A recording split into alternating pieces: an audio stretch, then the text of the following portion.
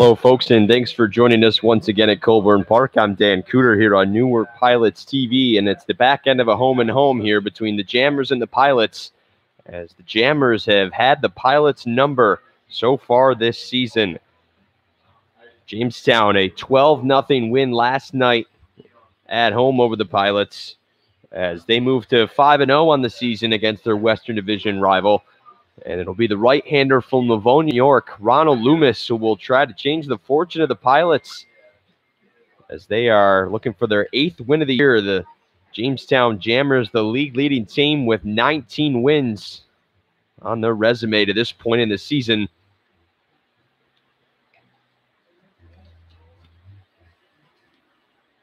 For Ronald Loomis, it's his 5th start of the year with the Pilots, and he'll look to pick up the win here as Newark looks to end their 3-game losing streak. We're just about set to play baseball here on a beautiful evening at Colburn Park, and it's Josh Bramall who will lead things off from Harrison City, Pennsylvania. We get a look at the Jamestown lineup. It'll be Chase Kang, who's in center field, and then Alex O'Donnell at shortstop. Bats in the 3rd spot. In the cleanup spot tonight for the Jammers is the first baseman, Brandon Nania.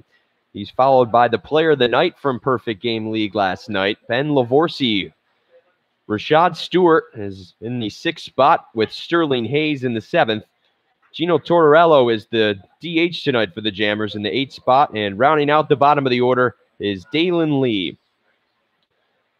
Loomis tosses in strike 1 to get things going here. And Bramall, a big swing and a miss there. And he is quickly behind 0-2 to lead things off tonight.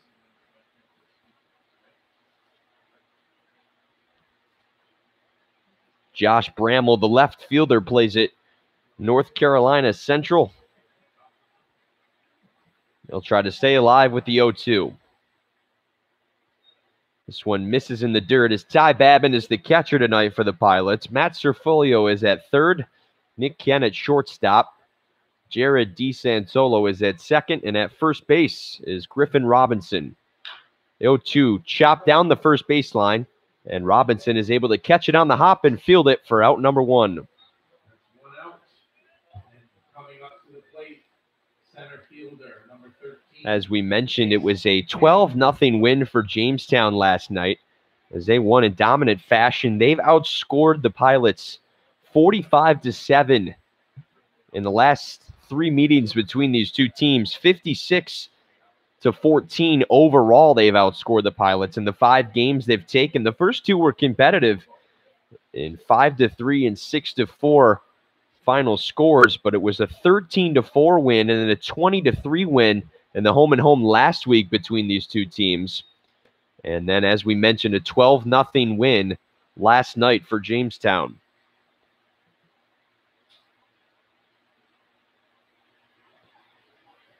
Trevor Princeton is the home plate umpire for tonight. Gary Benton is in the field.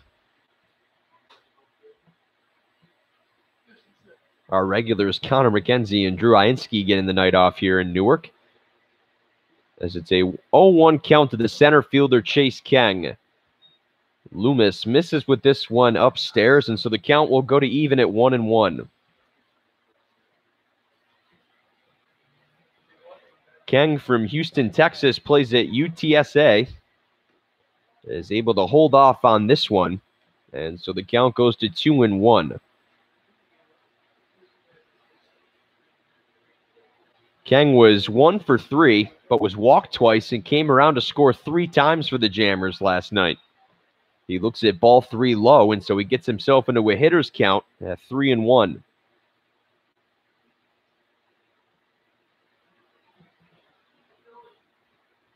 The 3-1 pitch misses outside, and it's a 1-out walk from Loomis, and so Chase Kang gets the free pass down to first.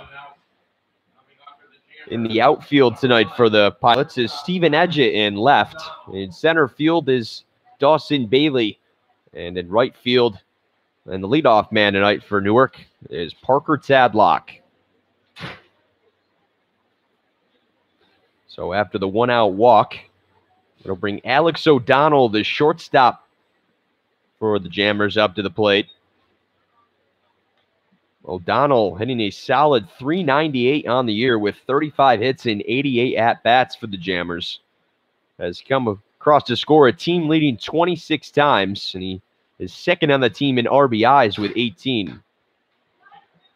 He holds off on a strike on the outside corner, and so the count is even at 1-1.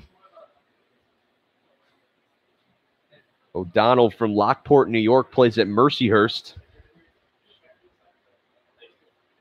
As Chase King down on first as we're just underway here in the top of the first as Ronald Loomis checks up on Chase King over at first.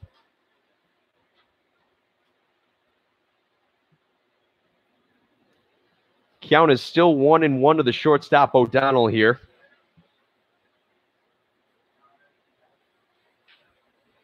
From the stretch, Loomis with the delivery, and it's high and inside for ball 2.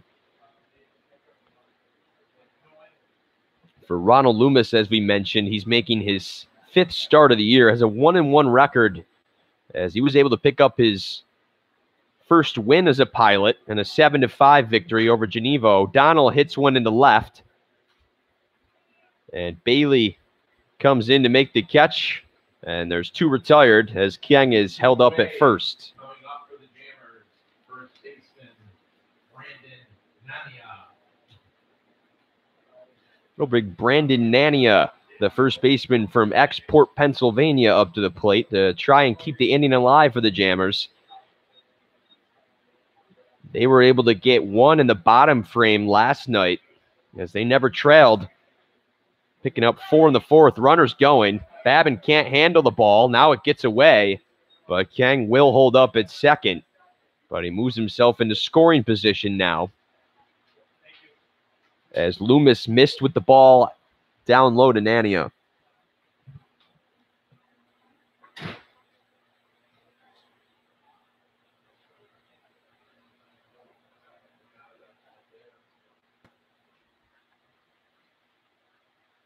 So now the 1-0 with King in scoring position as Loomis misses again, this time high. Nania hitting .279 on the year as he makes his 26th appearance. His 24 hits and 86 at-bats with the Jammers. Loomis misses with the first 3 pitches, and so it's a 3-0 count to the first baseman who plays at Winston-Salem State.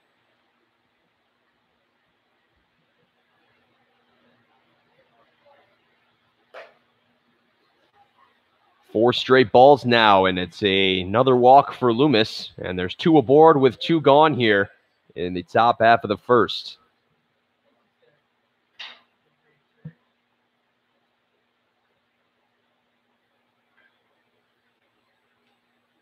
Next, coming up to the plate, number 12 at the catcher's position.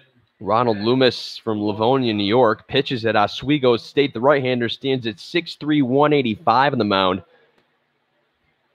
He came into the game only giving up 9 walks in his 4 starts, but he's tossed out 2 here in the top frame of the first, as there's 2 gone.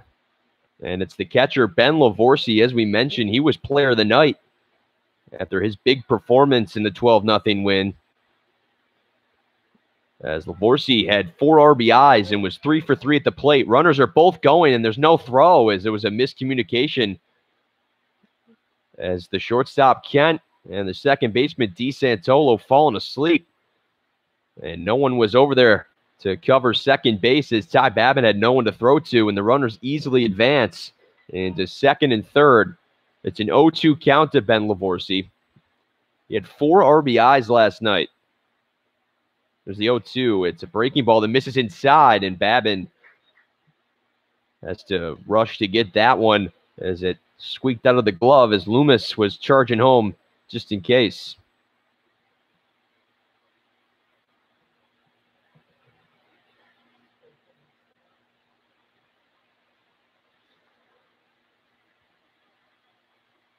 Lavorsi, the very first time we saw the Jammers here this year, he hit a home run to right field as he torched the Pilots once again last night. He's batting .286 on the year with Jamestown. Loomis misses with this one outside, and it runs the count even at 2-2. All twos across the board as we play on here in the top half of the first. Still scoreless from Colburn Park as the right-hander Loomis is trying to get himself out of the inning. From the stretch, the 2-2 swung on in the dirt by Lavorsi. Babin has to throw this one down to first, and it's in time. So the Jammers strand two and no errors here in the top half of the first, and we remain scoreless heading to the bottom of the first at Colburn Park.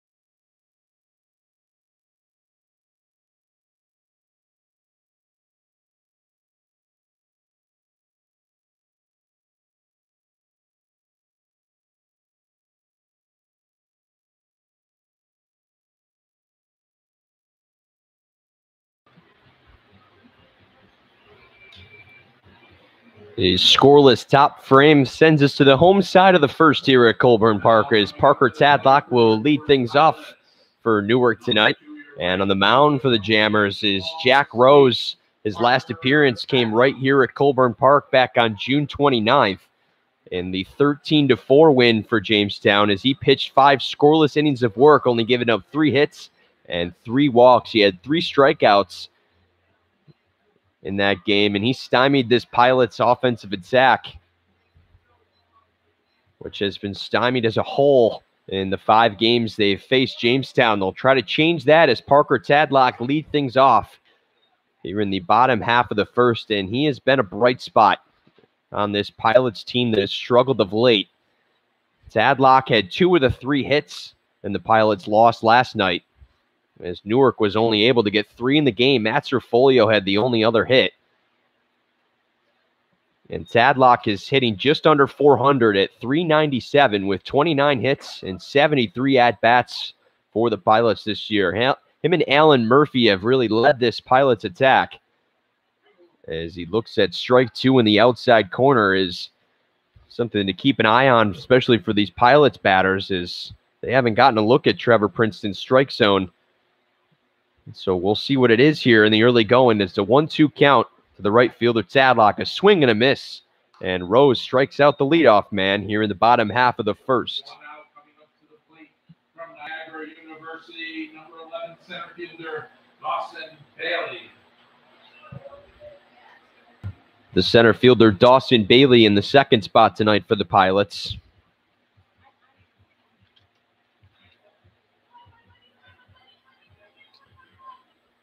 As we mentioned, Ben Lavorsi is behind home plate doing the catching. Sterling Hayes is down at third.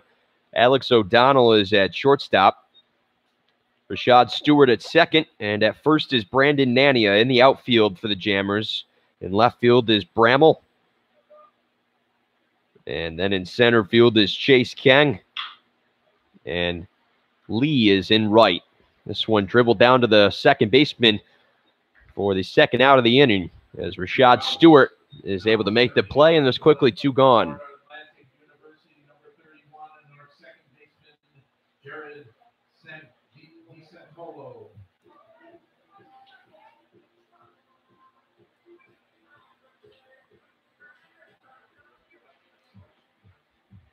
Jared DeSantolo will try to get something going here as Jack Rose sends down the two batters quickly here in the bottom half of the first, and this one catches the outside part of the plate for strike one to the second baseman from Tampa, Florida.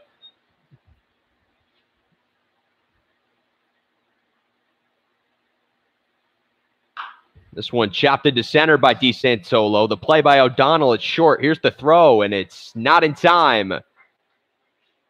And DeSantolo will get down to second as that one escaped Nania at first.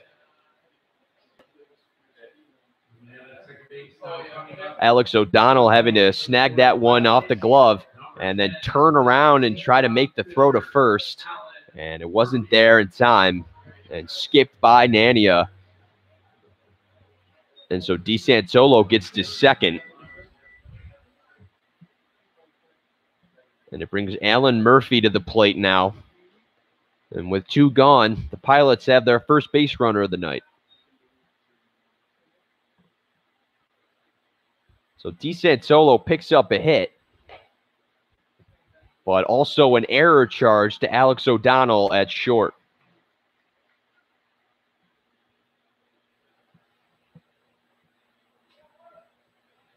Murphy takes a big cut at the first pitch he sees of the night from Jack Rose, the left-hander who plays at Hartford from Monroe, Connecticut. An 0-1 count to Murphy. Murphy wanted to go around on that one, but elected not to, and he's quickly behind 0-2. Still early on here at Colburn Park, as Jared DeSantolo has the first hit of the evening for either side, as we're still scoreless here in the bottom half of the first. There's two gone and an 0-2 count here to Alan Murphy. The check down to second, and now the delivery. Chopped off the bottom of the bat and right off a home plate and foul. It keeps the count at 0-2. Alan Murphy hitting .323. As we mentioned, him and Parker Tadlock have been the bulk of the attack here for the Pilots this season. Murphy with 21 hits and 65 at-bats has 3 home runs and 7 doubles. There's the 0-2 again. Swung on and missed. So Rose gets 2 strikeouts, and the Pilots strand one in the bottom half of the first. And we remain scoreless between the Jammers and the Pilots. No score moving into the top of the second inning. With Palin and Evan, please report to our customer service desk. You are our contestants for tonight's Parker Dizzy Bat Race. Yeah, that's right.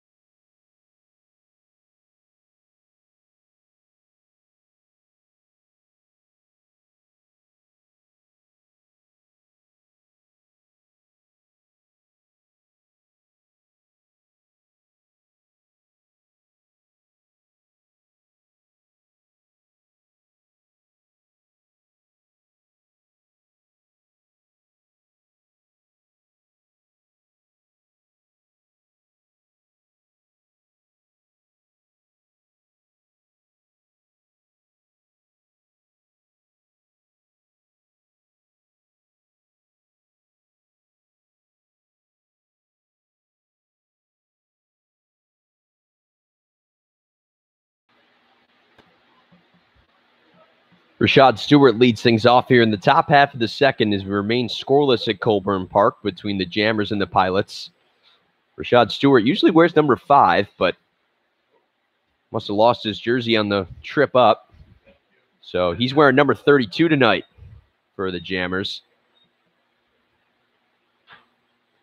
Stewart, the second baseman tonight for Jamestown. A 1-0 count to him. A big swing and a miss will even up the count at 1-1.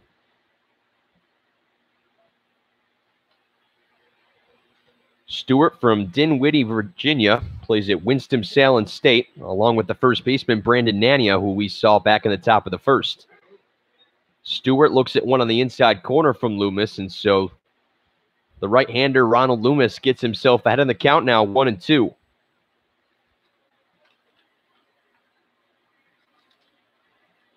That one's way inside, and Stewart evidently got hit with that one, and so he gets the free pass down to first to lead things off in the top half of the second. Now stepping up to the plate for the Jamestown Jammers, third baseman Sterling Hayes. Rashad Stewart wasn't the only one who lost his jersey on the bus, as Sterling Hayes has a different number tonight as well. Usually number 10. He's wearing number 23 tonight. The third baseman from La Jolla, California, is set to play his college baseball at Vanderbilt. As a breaking ball, can't catch the outside corner for ball one.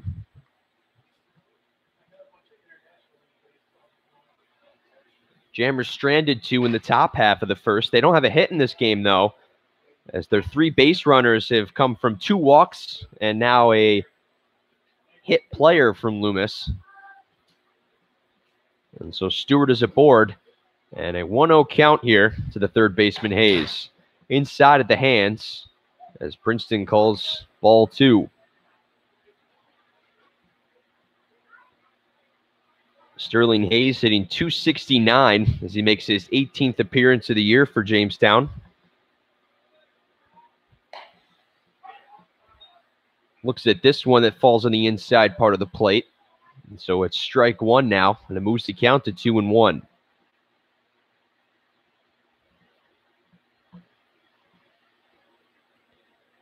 Hayes was 1 for 3 in the win last night at Jamestown. Came across to score once, and also struck out.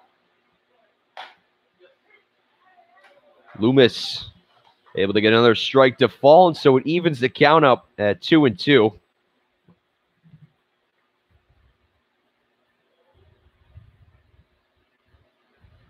With Rashad Stewart down on first as he was hit by a pitch to lead off the inning.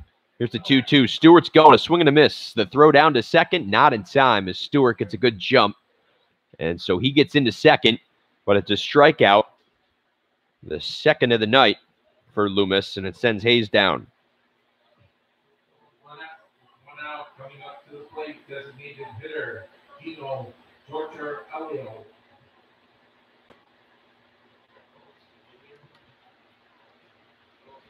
The DH, Gina Tortorello. Gino, not Gina. That's insulting. Gino.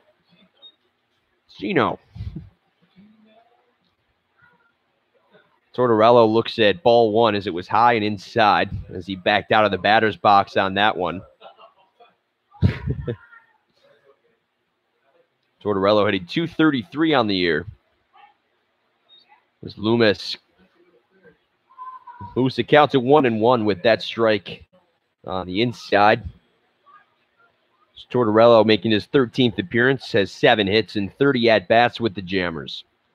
Stewart is in scoring position there. Now he's going to try and steal third. Here's the throw down by Babin, and it's not in time as Serfolio dropped the ball. So Stewart has another stolen base. He had 10 coming into the game. That leads the team as he is a threat to steal, and he's shown it off here. After being hit by that pitch, he's gotten all the way around to third.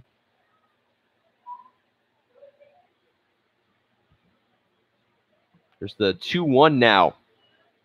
Tortorello, to his dismay, sees strike 2 fall in, and it evens the count at 2-2. A big out it could be for Ronald Loomis to keep Stewart at third. With Stewart's speed, he'll probably be tagging on anything in the air, but it's a swing and a miss, and Loomis gets another strikeout.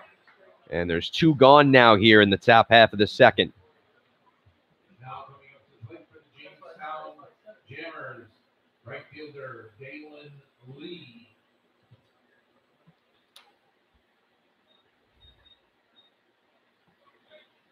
in Loomis's 5th start of the year. It's his first against Jamestown.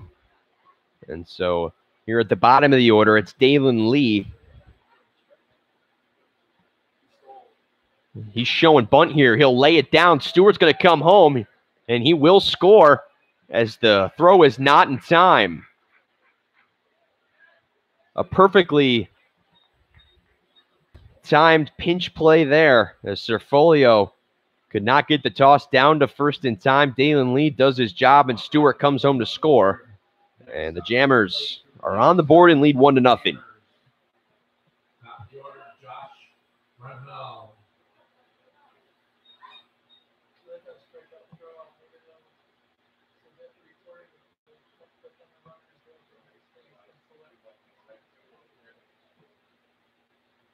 So a pair of stolen bases by Rashad Stewart allows him to come home and score on the bunt down the third baseline from Dalen Lee.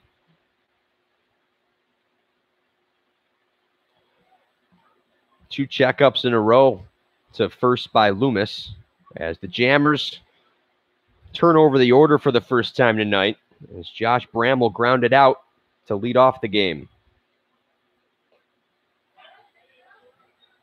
The first pitch to Bramwell is a strike after the 2 throws over to first by Loomis. And another one here. As Loomis is keeping Lee close to that first bag.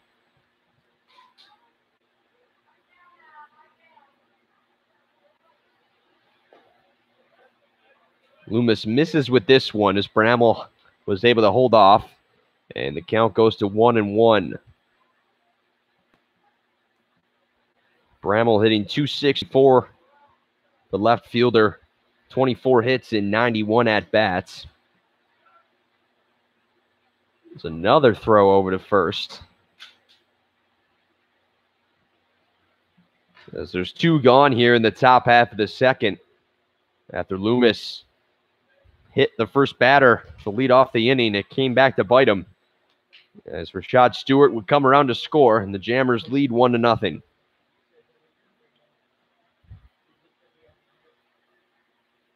Dalen Lee picks up the RBI. It's his 7th of the year. As Loomis, I've lost track of how many times he's thrown over there now. 5. It's been 5 times. This one finds the inside part of the plate as it moves the count even at 2-2. And for Josh Bramwell, it's got to throw off his concentration just a little bit and rhythm in this at-bat.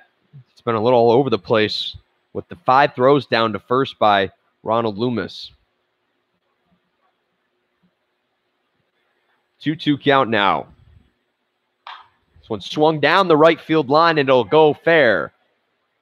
Lee rounding for third. Here's the throw. It's not in time, and Josh Bramwell moves the runner all the way around to third as they're at the corners now. And the Jammers are threatening for more here in the top half of the second. Now stepping up to the plate, center fielder Chase King.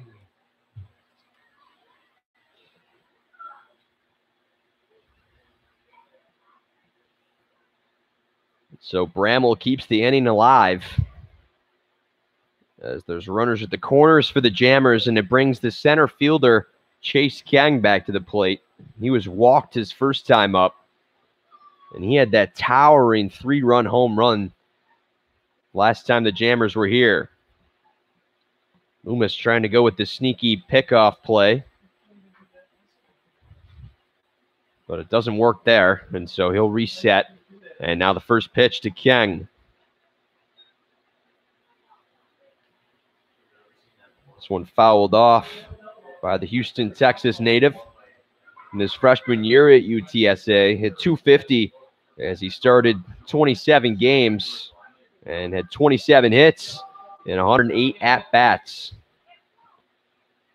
The throw down to second, it's in plenty of time, and Babin gets the out. So the Jammers leave 2 on here in the top half of the second, but they get 1 and lead 1-0 as we head to the home side. here at Colburn Park.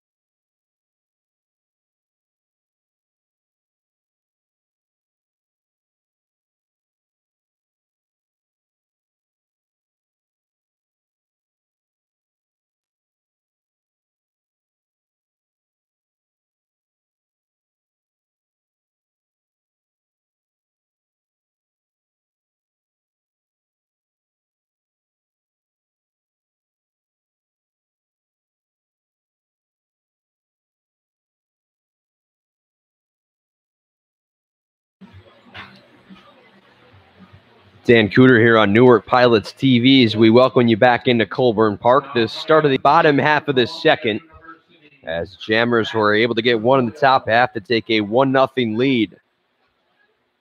The third baseman, Matt Serfolio, will lead things off here. From Indian Springs, Alabama, as we mentioned, had the hit last night in the loss to Jamestown, as the other two coming from Parker Tadlock.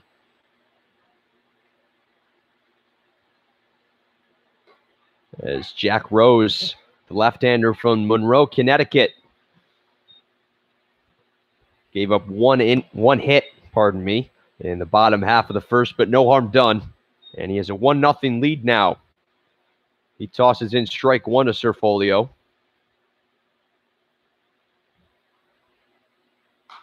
Serfolio chops at this one and sends it foul. And so Rose gets ahead in the count, 0-2. Rose, not small by any means, stands at 6'5" on the mound. As he pitches at Hartford. You mentioned his last start came right here at Colburn Park, and it was a dominating one as he only gave up 3 hits and no runs in the 13-4 win for the Jammers. Here's the 0-2. Swung on and missed by Serfolio. And so for the second straight inning, he strikes out the leadoff man. Already Rose's third K of the evening as well. University catcher Ty Babin.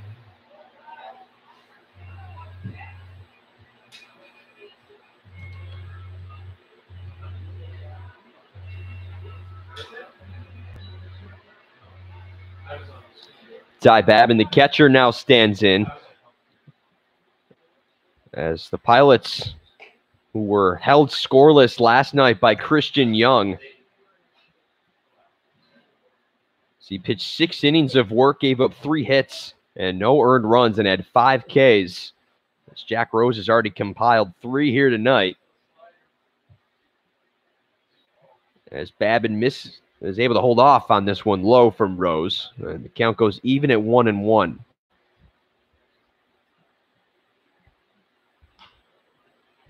Babin takes a crack at this one and fouls it back. And so Rose gets ahead in the count, 1-2.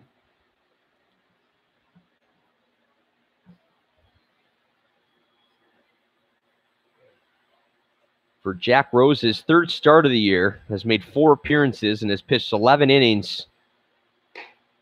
As he gets another K here as Babin looks at strike 3 in the outside corner. As Rose has made it look easy here. From St. John Fisher, left fielder Stephen Edgett. This is just not a theme that the Pilots want to get into early in this one. As Jack Rose just allowing him to get more comfortable with every strikeout, as he's now has 4 on the evening. And he gets ahead in the count once again as Stephen Edgett, the left fielder for the Pilots tonight, looks at strike 1.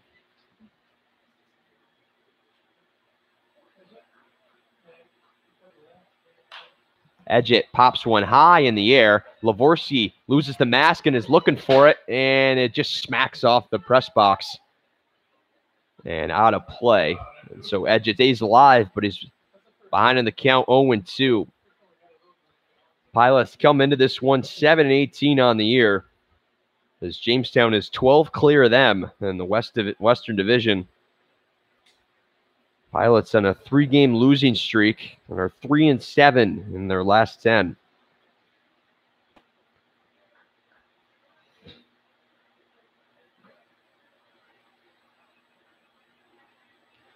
Rose into the windup with the 0-2. Misses in the dirt. As Lavorsi kept it in front of him, but no harm done with no base runners for the Pilots here, and 2 gone in the bottom half of the second.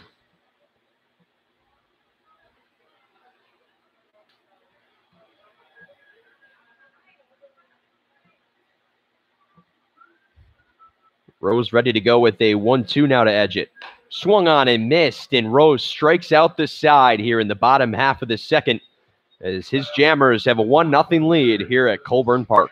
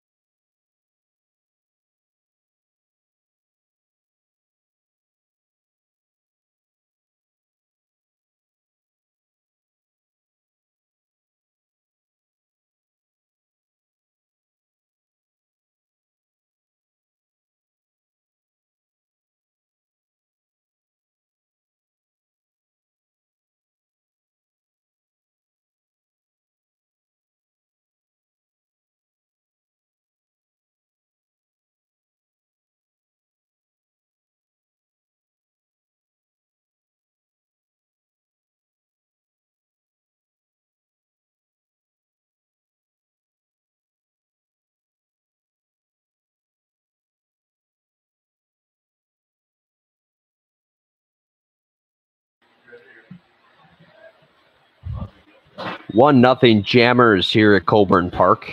As we head to the top of the third, it's Chase Keng, the center fielder from Houston, Texas, who comes back to the plate, as he was at bat when Josh Bramall was thrown out at second by Ty Babin to end the top half of the second. 2 hits for the Jammers early on in this one. 1 for the Pilots. Jamestown with the only run as Ronald Loomis tosses in strike 1. It's a 1-1 count to Keng. Keng had a 7-game hit streak early on in the year. That ended a couple innings ago. He hits this one high in the air as Tadlock comes into shallow right and makes the play for the leadoff out. With 1 out, coming up to the plate for the Jammers, shortstop number 1, Alex O'Donnell.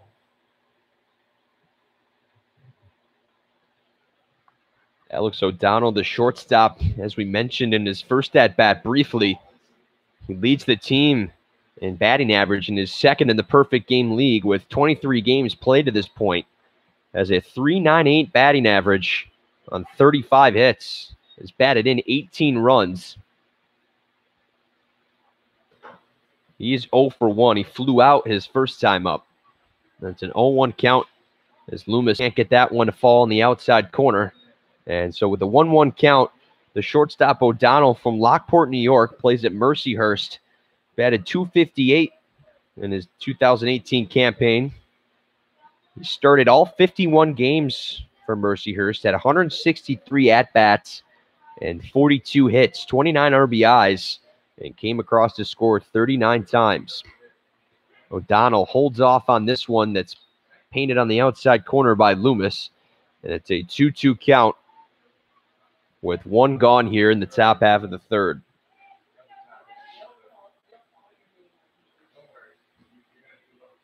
Swing and a miss from O'Donnell as the pitchers are trading strikeouts here. Now stepping up to the plate, Brandon Nania. It's the fourth of the night for Loomis. And there's 2 gone now.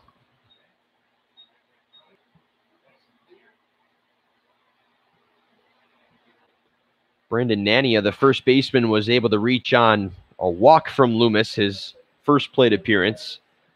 Nania from Export, Pennsylvania, plays at Winston-Salem State. In his 2018 season with Salem State, at a 195 batting average, as he started 14 games, appeared in 21 of them, and had 3 RBIs on 8 hits. He grounds this one on the hop down to the second baseman, DeSantolo, and it's a 1-2-3 inning for Ronald Loomis as we head to the home side of the third.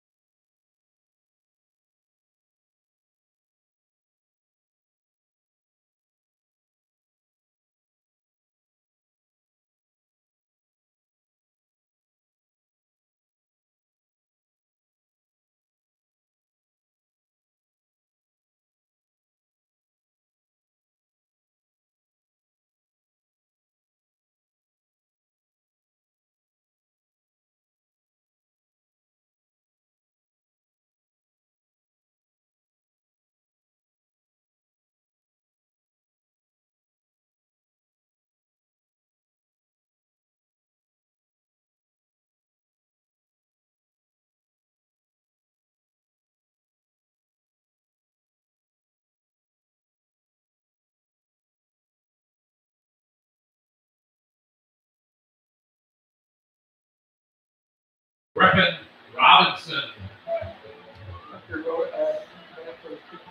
Pilots will try to get the bats flying here in the bottom half of the third as they trail the Jammers 1-0. Let's get behind your Newark Pilots. You gotta be louder.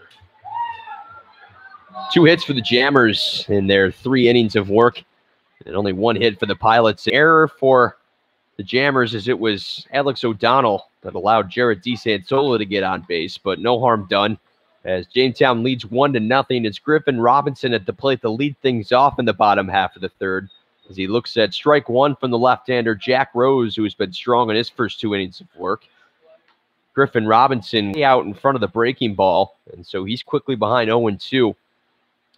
His teammate at St. Louis, Ben Lavorsi, doing the catching duties tonight for Jamestown. And Griffin Robinson drills one in the left, and a good 0-2 pitch has him aboard. With a man on first, coming up to the plate from Virginia University, Nick Kent. Come on, fans, when you're loud, it helps. Let's get louder. The first baseman, Griffin Robinson, has a leadoff single to start things off, and it brings the bottom of the order with shortstop Nick Kent to the plate. With that last pitch from Jack Rose, you could tell Ben Lavorsi was calling for it low, and it just didn't break like Lavorsi was hoping it would. And Griffin Robinson got on top of it and was able to send it in the left. Second hit of the night for the Pilots. They try to get something going here in the bottom half of the third.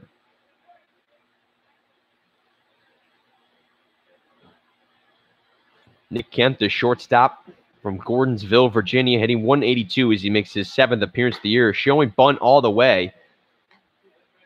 No contact on that one as he did not back off, and so the count goes to 1-1.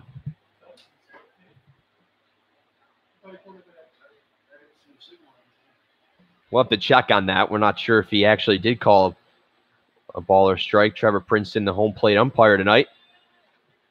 Throw down to first as Robinson is back in plenty of time.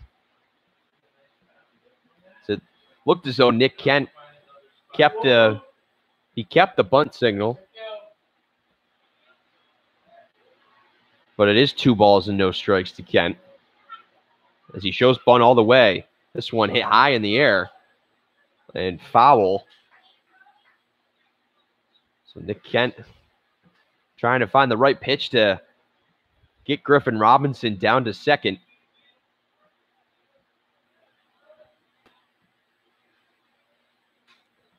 It's a 2-1 count now.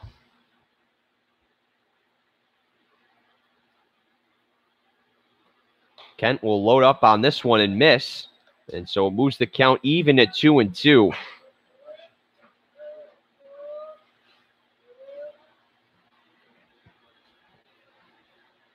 Jack Rose, as he makes his 4th appearance of the year, hasn't given up an earned run yet.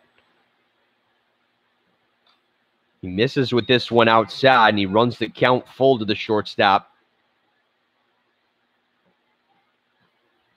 As Rose, previously before that 13-4 win right here at Colburn Park, was the starter in 4 innings of work, gave up 3 hits and no earned runs in the 5-2 win to Elmira.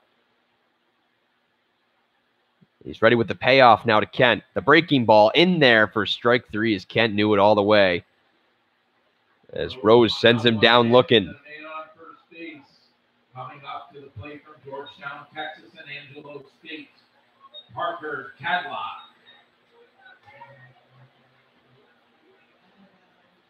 So as the Pilots go through the order for the first time, Jack Rose strikes out 6 out of the 9 batters. Parker Tadlock was one of those strikeout victims, and he's back at the plate. As it's the top of the order, and Griffin Robinson is still over on first. Robinson's going, and they're going to throw right into the double play as Tadlock hits it right to O'Donnell as Griffin Robinson was going. And just like that, the inning is over. And so the leadoff single goes to waste Pilots, and they still trail 1-0 as we head to the top half of the 4th.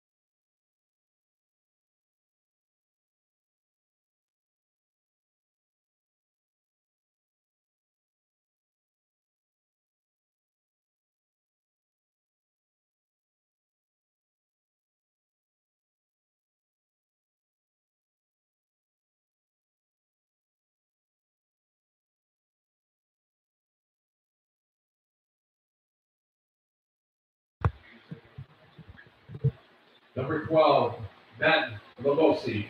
Yep.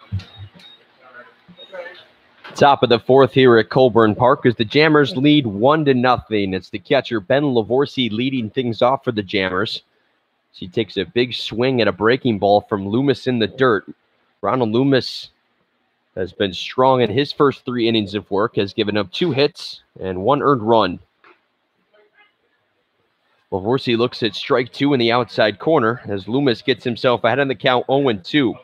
Lavorsi is 0 for 1 as he struck out his first plate appearance of the night. Lavorsi, the catcher from Minnetonka, Minnesota.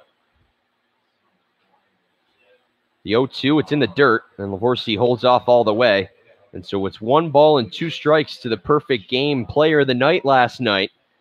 As we mentioned, he had 4 RBIs in the Jammers win. She tries to replicate that tonight. It's a 1-2 count now. So it's swung on and missed, and it's a pair of strikeouts for Lavorsy tonight. And there's 1 retired.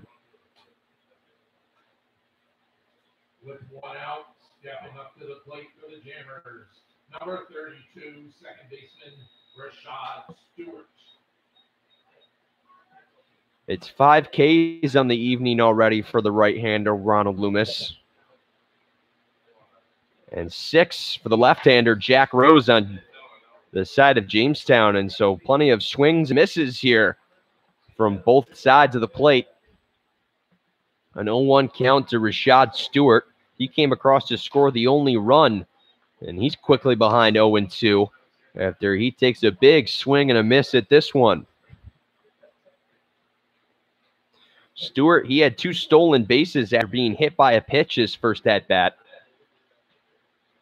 And he swings at this one. He chops it down the first baseline, but it'll just fall foul before getting down to that first base where Griffin Robinson was awaiting it. It was a nifty pinch play by Dalen Lee as he bunted one down the third baseline. An aggressive coaching decision by manager Anthony Barone. With 2 gone, Dalen Lee perfects it and drives in the run as Rashad Stewart came across to score. An 0-2 count here to Stewart after the foul ball. And a swing and a miss. And it's the 6 K for Loomis, and back-to-back as there's 2 gone. Coming up to the plate, the 7th batter in the order, number 23, Sterling Hayes.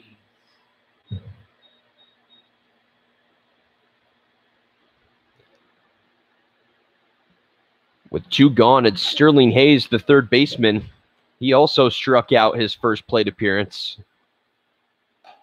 Loomis slipped off the mound a little bit on that one as he wasn't pleased with that pitch, and it missed well inside for ball 1. For Loomis, he's almost doubled his strikeout count all together. He had 13 coming in tonight and already has 6 here. The most strikeouts he's thrown in a game was back in his second appearance against Glens Falls, in which he put up 5 Ks. He's already clear of that with 6 here tonight. It's a 1-1 count to Hayes. In the inside corner, Princeton gives him the call, and he's ahead of the count now, 1-2.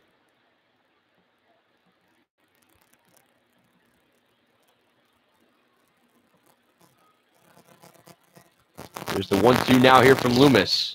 Just fouled off the bottom of the bat by Hayes to stay alive in the count. Loomis trying to replicate what the left-hander Jack Rose was able to do in the bottom half of the second when he struck out the side. Another 1-2 from Loomis.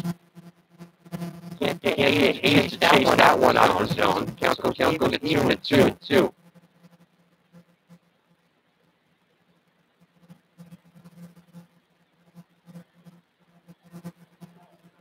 2-2 is swung on and missed, and Loomis strikes out the side. As it's a 1-2-3 inning here in the top half of the fourth. It's still a 1-0 Jammers lead as we head to the home side here at Colburn Park.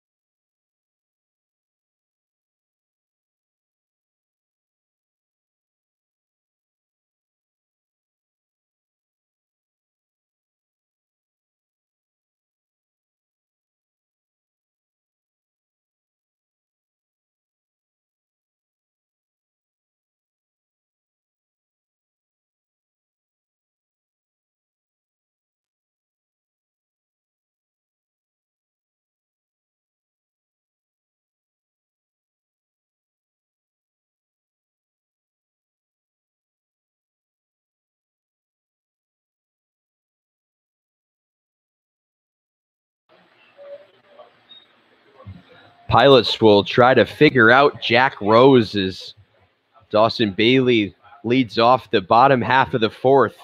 Ronald Loomis was able to strike out the side in the top half as he already has 7 Ks through 4 innings of work.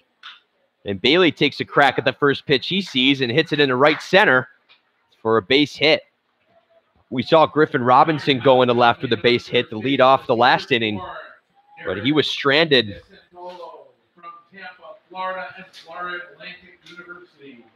It's Jared DeSantolo who comes to the plate. Pilots technically did not strand that runner as Parker Tadlock hit into a double play with Griffin Robinson trying to steal the second. He lined it right to the shortstop, O'Donnell, and he quickly threw over to first to get Rose out of the inning. Pilots will try to change it here in the bottom of the fourth as they got their leadoff man aboard. DeSantolo sees the first pitch popped up high in the air. Hayes comes in from third base and is able to field it for the first out. With 1 out. Coming up to the plate, designated hitter number 10 from Richburg, New York, and St. John Fisher. In Rochester, Alan Murphy. Alan Murphy struck out his first plate appearance. He'll come to the plate now after the pop up on the first pitch that Jared DeSantolo saw.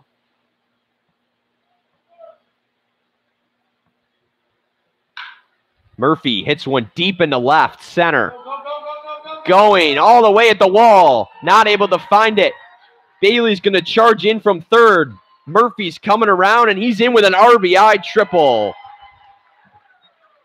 NewarkPilots get on the board. Let's hear it louder for that big hit. Alan Murphy does it once again. And we are tied at 1 after the RBI triple from the DH tonight. Third baseman from Indian Springs, Alabama, and Columbia University, Matt Circapolo. You could just tell when that one was up in the air. Chase Kang never really had a play on it as he was not able to get that first step into left center as him and Bramall came together. And it smacked off against the wall, and it brings Dawson Bailey all the way around from first. And we are all tied up at 1 now, and still 1 gone with Murphy over on third.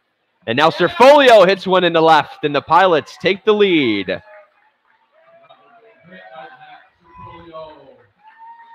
It's the first 2 earned runs of the year Jack Rose has given up.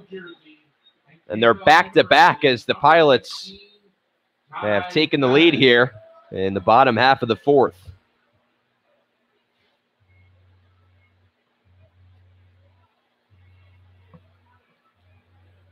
So Dawson Bailey and Alan Murphy come across to score, and it brings Ty Babb into the plate as Matt Serfolio picks up the RBI and is over on first base now, and still 1 gone.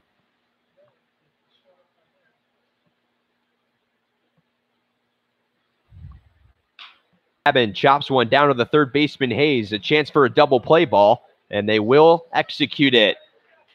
But the Pilots get 2 here in the bottom of the fourth off the bats of Murphy and Serfolio.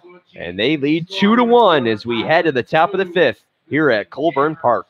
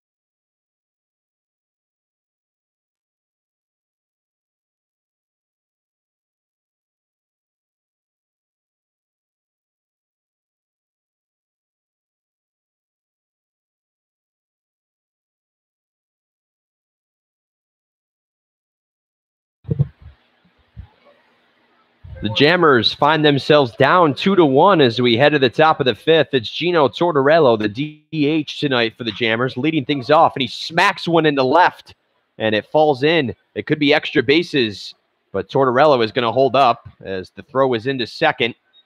And so the first pitch Tortorello sees, he drives into left for a base hit to lead things off in the top of the fifth.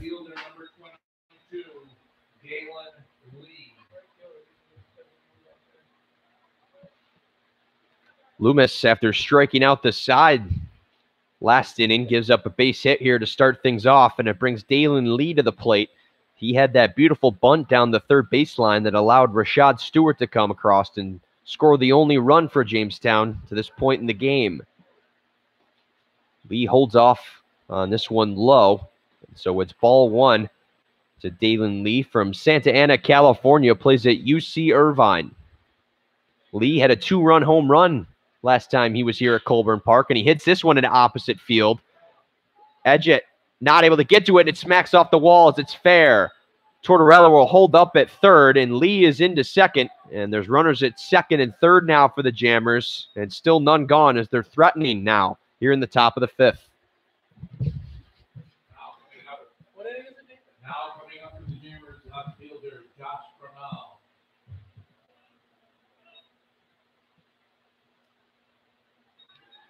So it's a double from Dalen Lee, and it turns over the order for the Jammers as it's Josh Bramall who comes back to the plate. Bramall is 1 for 2. He picked up his single his last at-bat, and he has a chance to bring in some runs and give Jamestown their lead back. Bramall with 17 RBIs on the year, so he can do it. He smacks this one down the first baseline, but just foul. Jammers batters have suddenly liked what they're seeing from Ronald Loomis.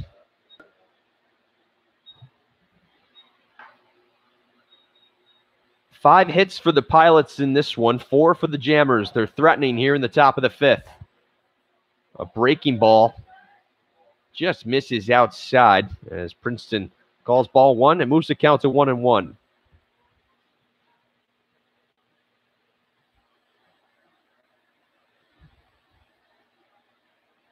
Bramall, the left fielder, had an RBI last night for the Jammers in their 12-0 win. And he looks at another one outside as Loomis misses with back-to-back pitches in the same area. It's a 2-1 count now to Bramall. Tortorello was threatening over at third. Lee's at second. Here's the 2-1. Loomis, big strike, moves the count to 2-2.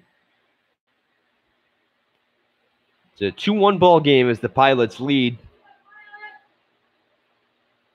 There's a 2-run bottom of the fourth that gave them their 2-1 lead. The 2-2 count to Bramall. This one chopped into center. Bailey's tracking it. He's able to make the catch. Tagging is Tortorello. Here's the throw home. And it's not in time, and it skips over Babin. And now Lee's charging to third, and a great throw by Loomis. Gets the first out of the inning, second out of the inning, pardon me, as Bailey made that catch out in center. But the Jammers get one back, and we're tied at 2.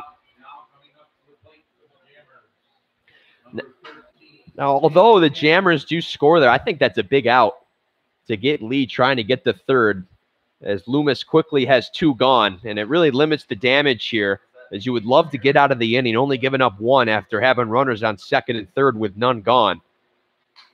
And now Chase Keng is at the plate. Now, I'm Ronald Loomis. You got to be pretty happy with where you stand, as he bails out himself on that play with the throw down to third.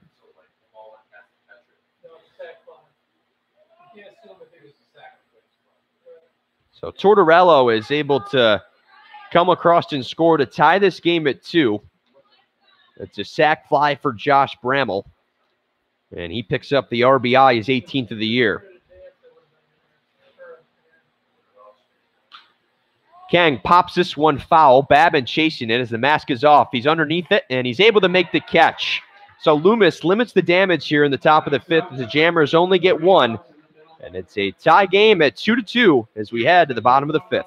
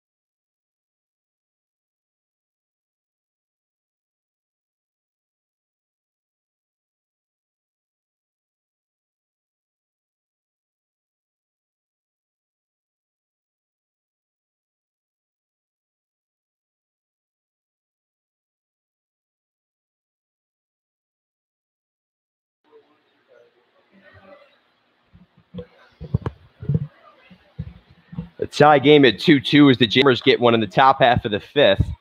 And it's the left fielder, Stephen Edgett, who will lead things off as he can't hold up on a breaking ball from Jack Rose. And so it's strike one to the Webster, New York native. And that's sun, obviously, a little bit of an issue right now.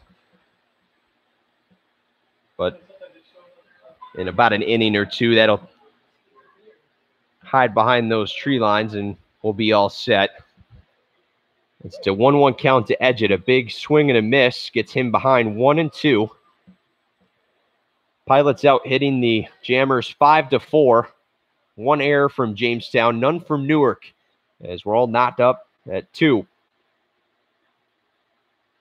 Here's the 1-2 from Jack Rose. One misses, and so the count goes even at 2-2. Edgett is 0 for 1 as he struck out his first plate appearance.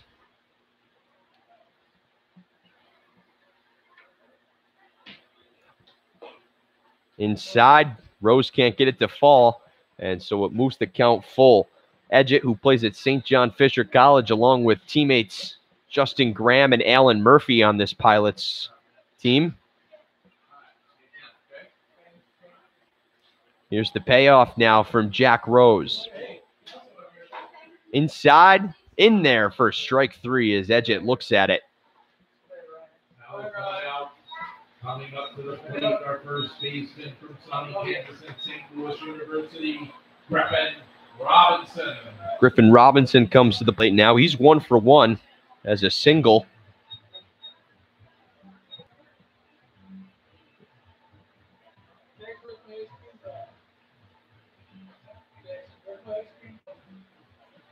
Rose and Loomis both with 7 strikeouts on the night after Edgett gets caught looking at strike 3. That's a big hurl of the bat from Robinson as he gets a piece of it and sends it right into the glove of Lavorsi for strike 1.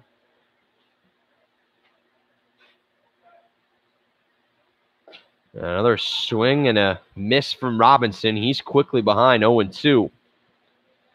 Something Jack Rose has really done well in this game, getting ahead in the count. And he's got a lot of swing and a misses tonight from this Pilots batting order. 0-2. Robinson into right, and it'll fall for a base hit. Robinson looks at second, but he'll hold up at first, and a great at-bat as he fights off the 0-2 and gets it to fall in shallow right. So with one gone, Robinson over on first, and it's the bottom of the order with Nick Kent. Nick Kent. Let's get louder out there. Griffin Robinson moves to 2 for 2 on the evening. Nick Kent, who was 0 for 1 with a strikeout to his name, comes to the plate now.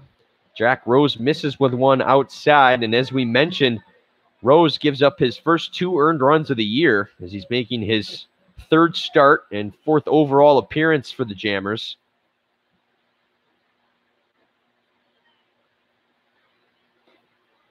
Gets this one to fall in the lower half of the plate. And it's a 1-1 count to the shortstop from Gordonsville, Virginia, Nick Kent.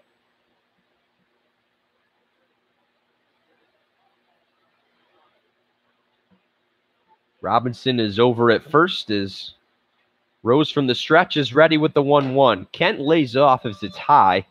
And so it's 2 balls and 1 strike to Nick Kent, who's hitting 182, making his 7th appearance of the year with the Pilots. Kent, who will be a freshman at Virginia University this upcoming year,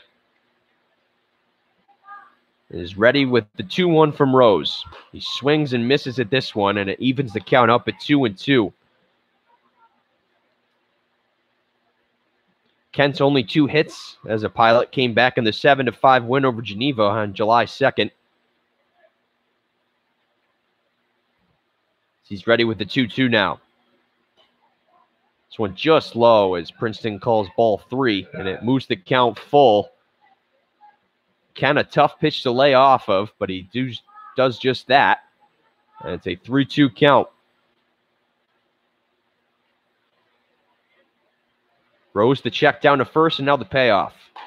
It misses outside. That's a great at-bat from Nick Kent. and a good eye at that. As Rose, the first batter he's walked tonight, puts runners on first and second as Ben Lavorsi comes out to have a chat with his pitcher, Jack Rose. And the Pilots head to the top of the order for the third time with Parker Tadlock, who was 0 for 2 as he flew out his last plate appearance.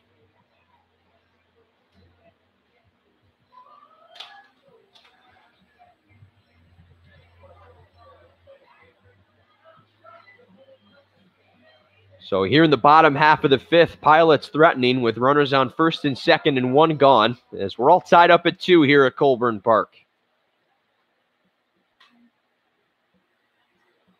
Parker Tadlock, as we mentioned, hitting just under 400. He's been solid at the plate. He shows bunt, but it's low. He's able to pull out for ball 1.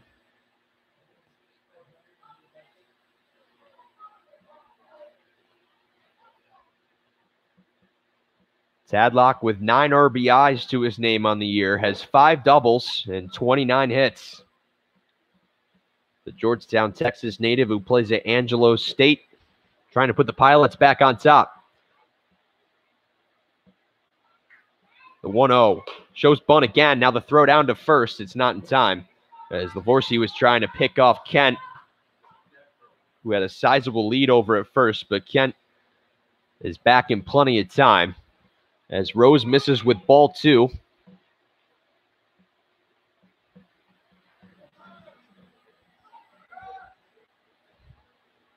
Tadlock, as we mentioned, was 2 for 4 last night in Jamestown.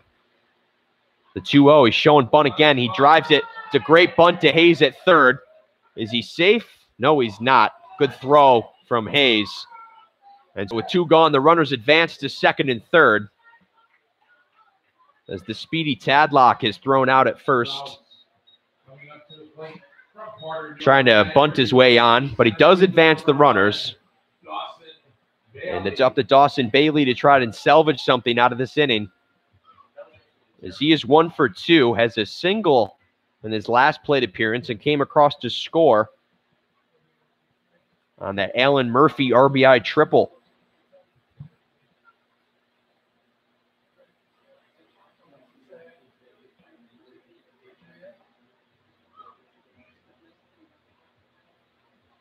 Ben Lavorsi and Jack Rose having a talk, and Anthony Barone, the manager for Jamestown, is out there as well to see over things and what he wants Jack Rose to do here to try and get the Jammers out of the inning unscathed here in the bottom half of the fifth, as there's runners on second and third with Nick Kent on second and the Shawnee, Kansas native Griffin Robinson over at third. We're all tied at 2. As the Jamestown Jammers have dominated this season series 5-0 to this point, and it was the most recent 12-0 victory in Jamestown last night that propelled the Jammers to their 19th win of the year. That's the league leading win ratio. Pilots looking for their 8th win of the year, as it's Dawson Bailey from Porter, New York at the plate now. It's a way high. It's a wild pitch. Robinson will come home. The throw not in time, and the Pilots regain their lead on the wild pitch from Jack Rose.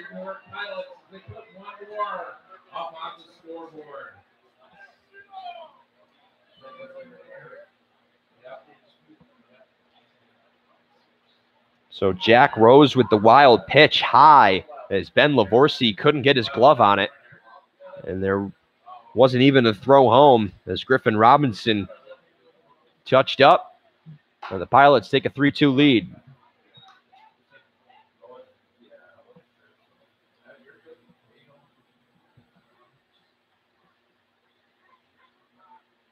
So Jack Rose, after walking his first batter of the night, tosses in a wild pitch and allows an unearned run to come across and score.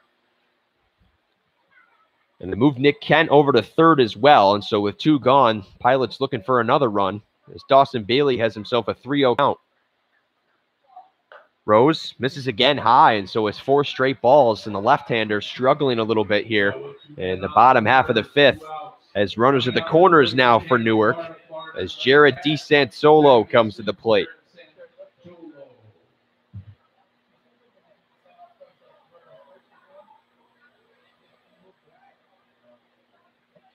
Second walk of the inning for Jack Rose. And the Tampa, Florida native DeSantolo, who is 1 for 2 in the evening, will try to extend that Pilots lead. Misses inside, it's in the dirt. And Rose has got to be careful to avoid another wild pitch that would allow Nick Kent to come across and score from third. Lavorsi, the catcher, does a good job to keep in front of him, however. And so the runners stay put at the corners. The 1-0.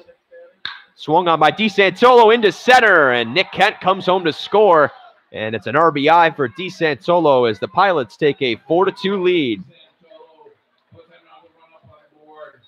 For your Newark Pilots. And at first and second, 2 outs. Off the plate, let's hear it for Richburg, New York native, St. John Fisher. Nick Kent comes across to score as it's an RBI for DeSantolo. And now Anthony Barone will make a mound visit out to Jack Rose as he sputtered here in the last 2 innings, and his night is over. So Jack Rose exits the game as he gives up 2 in the 4th and then 2 more in the 5th. As the Pilots lead the Jammers 4-2, we'll get a new pitcher when we come back to Colburn Park.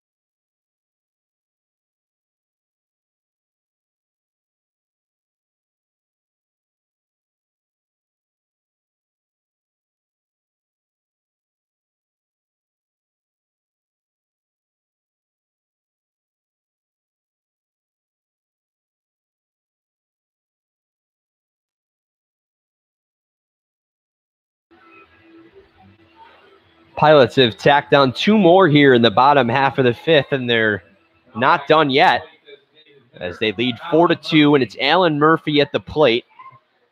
After the RBI single from DeSantolo, it moves Bailey over to second. And into scoring position as the right-hander Johnny Leone takes over on the mound for the Jammers as Jack Rose's night is over. Murphy had an RBI triple his last plate appearance.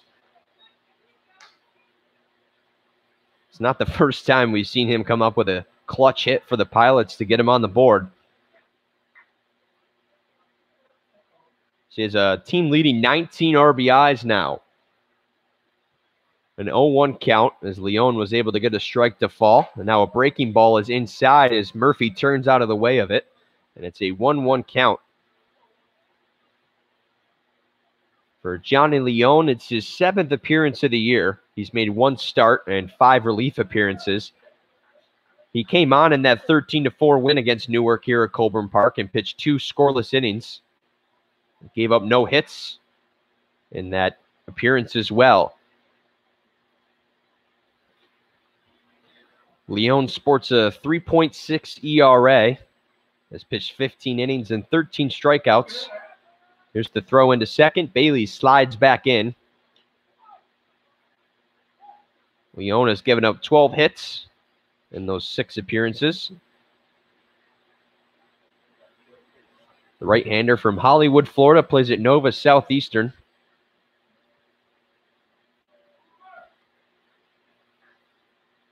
He'll deliver this one. It's a big swing and a miss from Murphy. So he got a foul tip on it right into the glove of Lavorsi, and so he's behind in the count 1-2. Leon trying to get out of the inning here and save some runs that Rose is left on base after his exit from the ball game. He's responsible for both DeSantolo and Bailey. From the stretch, Leone with the 1-2. It misses high and outside as Murphy's able to lay off and get the count to even.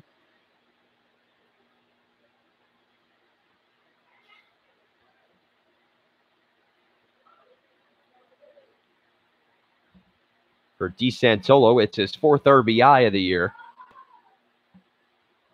And Murphy fouls this one off as he's able to stay alive, and the count remains at 2-2.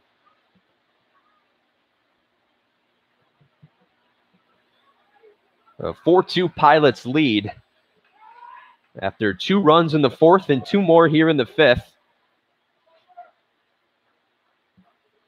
It's a 2-2 count to Alan Murphy.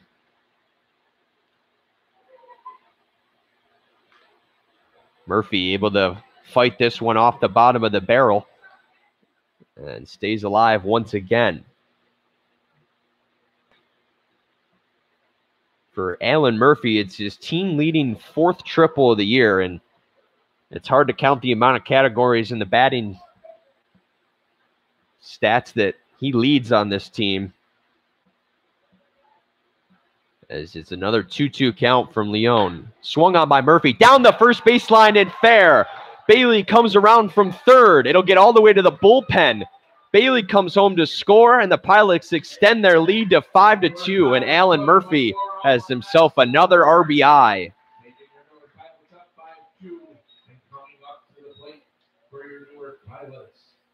Number 3 from Indiana Springs, Alabama, Columbia University, 3rd baseman, Matt Serafolo.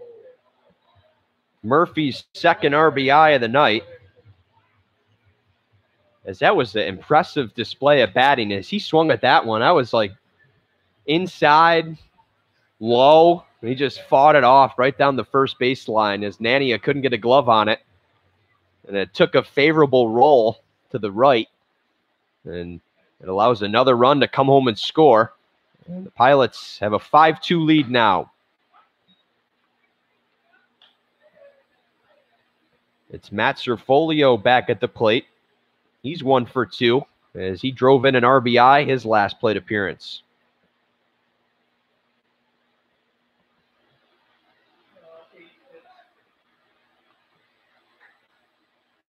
Oh, 1 count to Serfolio as there's still 2 gone. And Leon can't get one to drop on the inside and lower half of the plate as he asked Princeton for a quick ruling on that one. Princeton says it's just a tad too low for you. So Leon will try again with a 1-1 count now to Serfolio. It was the 9th RBI of the year for Serfolio. And he hits this one to center. But Stewart's able to make the play at second. And so the Pilots strand 2 here in the bottom half of the 5th. But they get 3 more on the board and take a 5-2 lead here at Colburn Park.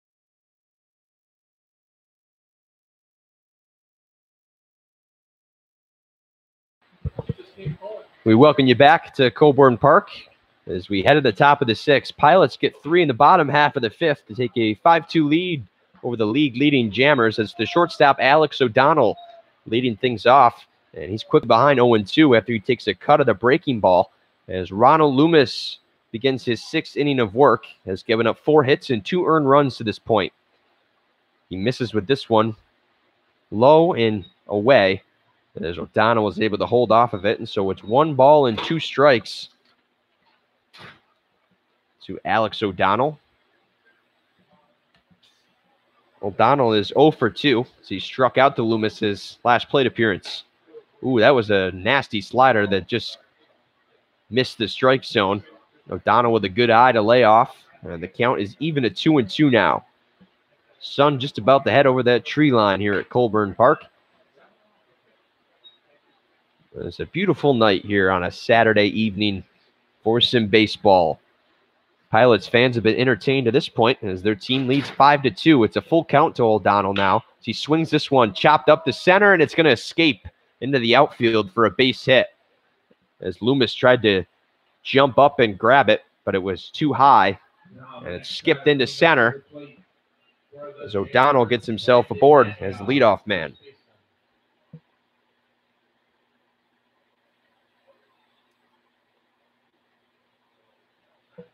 Brandon Nania grounded out and is 0 for 1, was able to reach on a walk his first plate appearance. And he comes back to the plate, and we'll see if it's a bunt situation. He doesn't show it here. And now Ty Babin will come out to converse with Ronald Loomis after missing with the first pitch outside to Nania.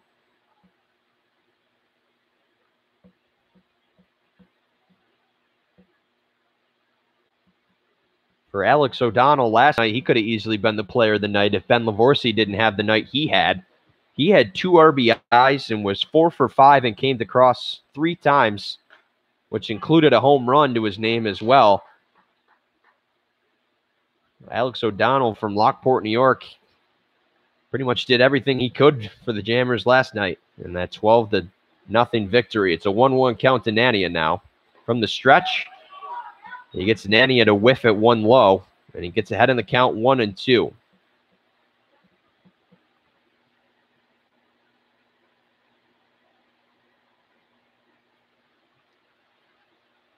Loomis the peek over to first, and now the delivery. And it's a swing and a miss as he fouled it off into the glove, and it's strike 3 to Nania.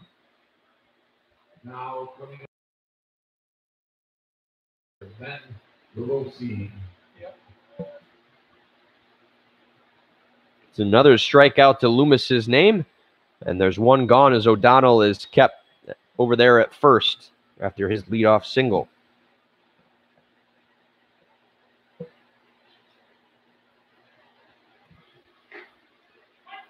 Ben Lavorsi unsuccessful with 2 strikeouts so far tonight after the 4 RBI game in the win last night in Jamestown. The 0-1 misses outside.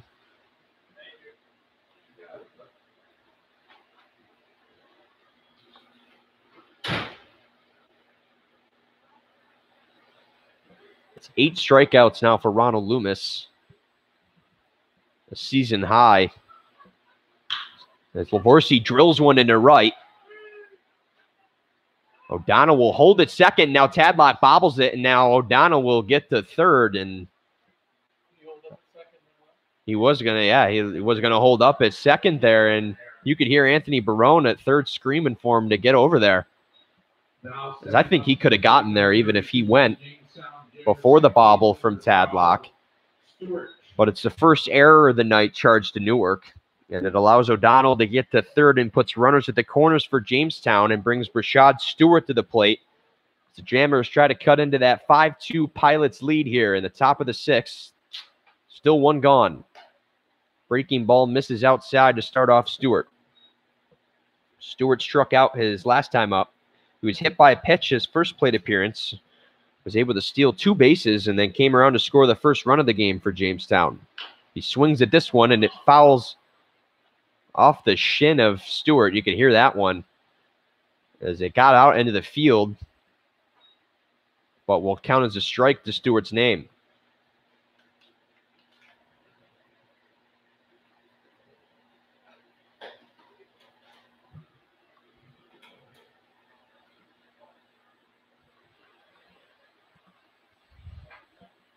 So Stewart limps that one off, seems to be okay, and is back in the batter's box and ready to go with the 1-1.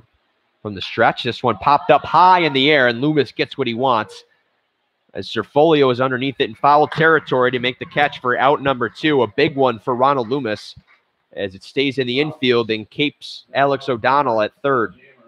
Third baseman, number 23, Sterling Hayes. And it's funny how things have just kind of fell into place for Newark tonight like they haven't in previous games. I don't want broadcasters jinx anything, but it's been a clean slate for the Pilots here. They've gotten the outs they needed, and Loomis has pitched a strong inning. 5 innings of work so far. 5 2/3 to be exact. He's given up 6 hits and 2 earned runs. He looks for the final out of the inning. Hayes holds off on this one low. And so it's 2 balls and no strike to the third baseman from La Jolla, California.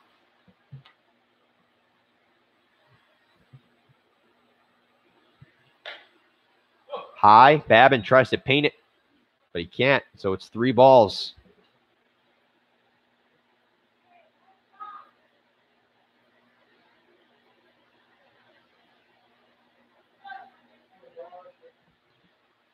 And it misses low, and so it's 4 straight balls and a 2-out walk for Ronald Loomis. There's action in that Pilots bullpen.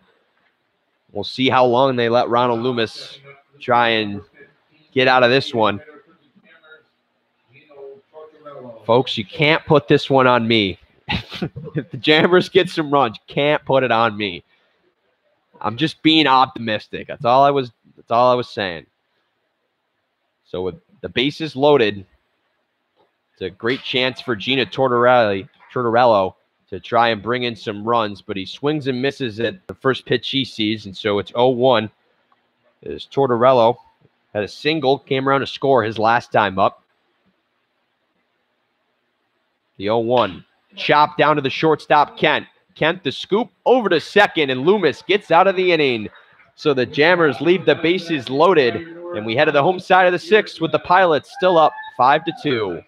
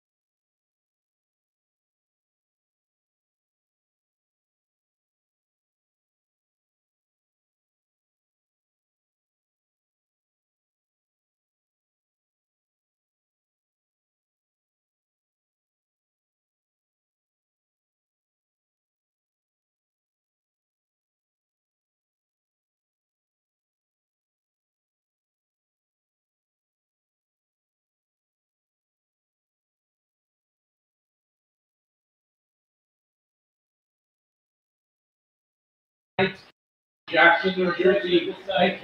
The catcher from Jackson, New Jersey.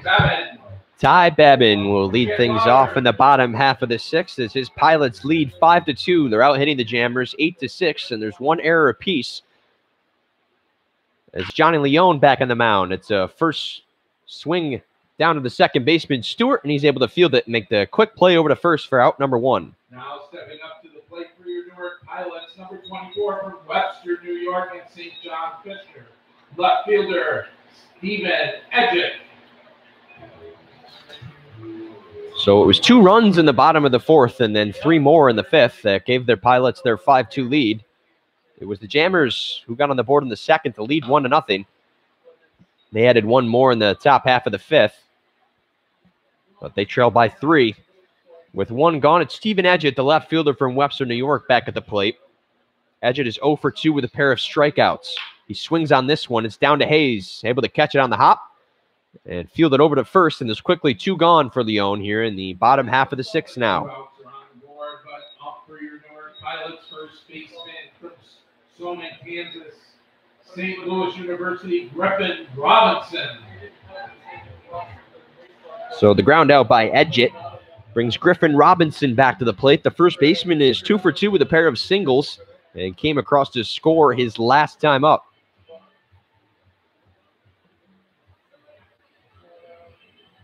Robinson will try to keep the inning alive as he was batting .219 coming into the year. Had 7 hits on 32 at-bats and 4 RBIs. He swings at the first pitch he sees from Leone and sends it foul down the third baseline.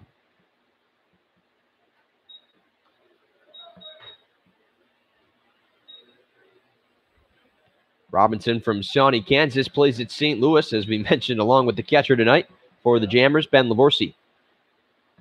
Here's the 0-1 now to Robinson. It's a high breaking ball that doesn't fall into the strike zone, so count goes even at 1-1 to Robinson.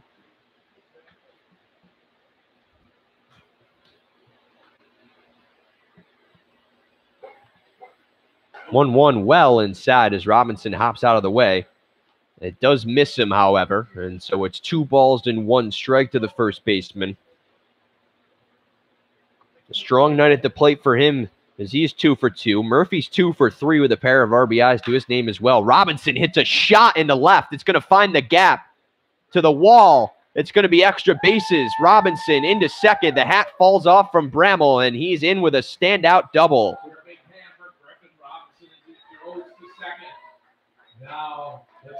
Robinson keeps the inning alive as he's 3 for 3. Picks up the 2-out double as that one was smacked into left, and Bramall was chasing it all the way.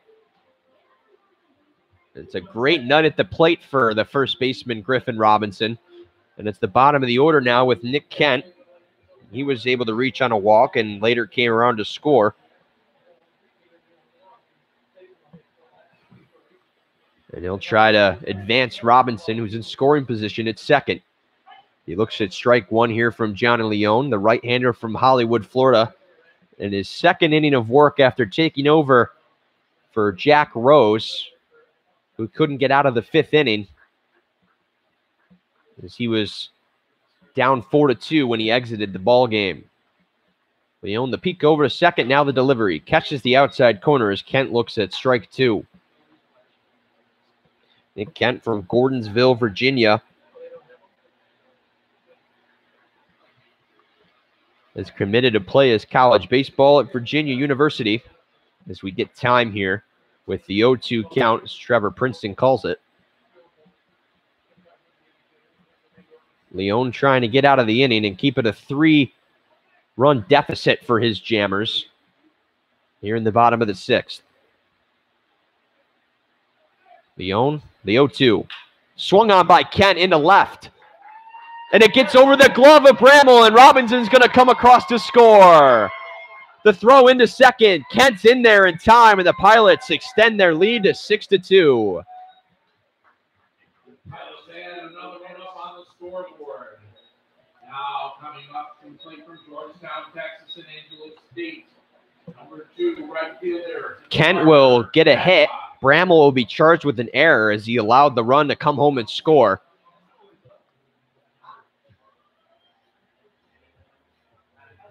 It's the 6th run of the night for the Pilots, and they lead 6-2. as it's the top of the order with Parker Tadlock. All of this coming with 2 outs. Robinson and Kent keep the inning alive and get the Pilots another run. And now Parker Tadlock hits one into right. Tracking it is Kang, and he's able to make the play. Pilots strand one, and an error by Josh Bramall allows Newark to get another run, and they lead 6-2 as we head to the top of the 7th here on Newark Pilots TV.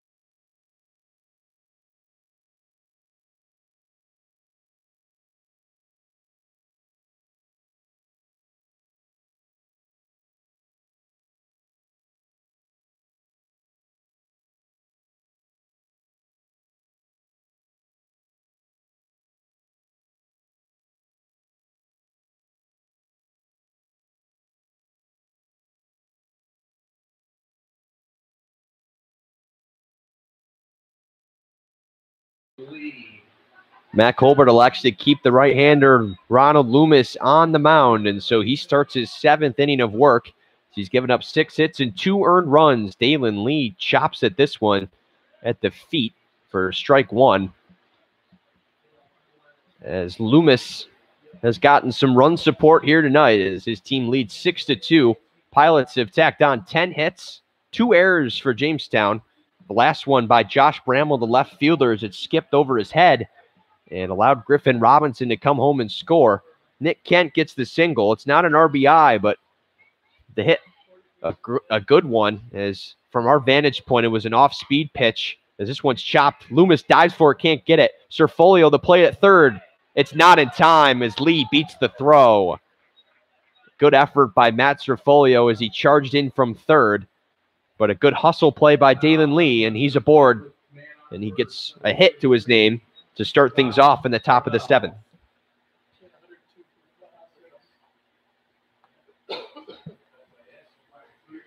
The infield single gives the Jammers a little bit of life here in the top of the 7th, and Josh Bramall at the top of the order now comes to the plate.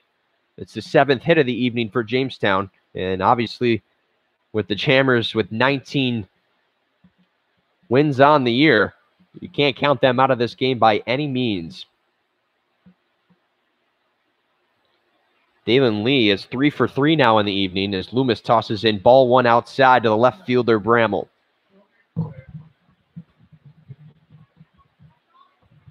For Josh Bramall, he's 1 for 3, had the sac fly to center. Then an RBI as he got the runner home from third his last time up. And Loomis, something similar we saw with Dalen Lee his last time he got on first. He's checked over on him twice already. He's obviously concerned with him as he tosses in ball 2 now to Bramall. Bramall had to deal with this nonsense his last time up as Loomis was constantly checking over on Dalen Lee. Lee has stolen 5 bases on the year, so he is a threat over there at first as Loomis has missed with 3 straight pitches inside. It's a 3-0 count now to Josh Bramall. As we mentioned, there's still action in that Pilots bullpen, but Colbert electing to let Loomis come back out for his 7th inning of work. We'll see how long Colbert's leash is with him. Bramall taking all the way with the bat resting on the shoulder, but it falls in for a strike, and it moves the count to 3-1. For Loomis, the longest he's gone is 6 innings on the dot. As Bramall pops one high in the air to left. Charging in his Edgett. Can he make the play? Yes, he can, as he's able to track it down for out number 1. Edgett able to cover the ground there and make the play, as it was popped high in the air by Josh Bramall, and it keeps Dalen Lee over at first.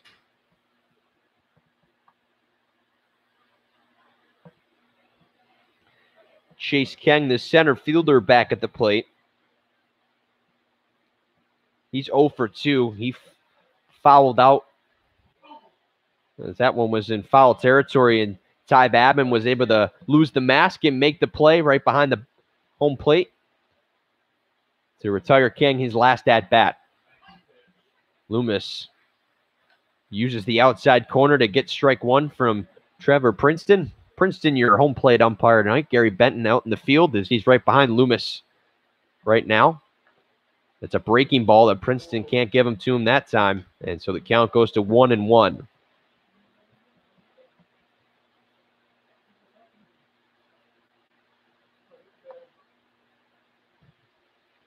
Keng chops at this one low, but he sends it into right.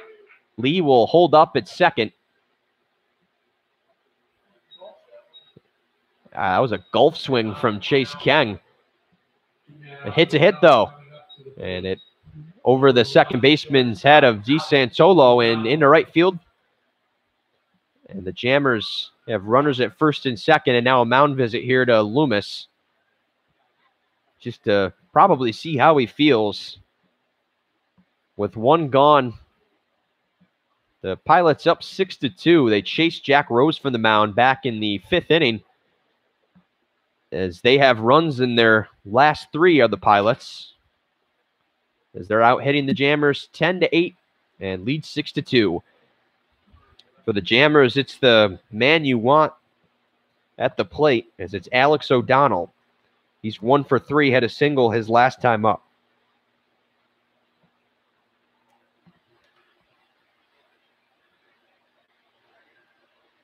O'Donnell, as we've mentioned,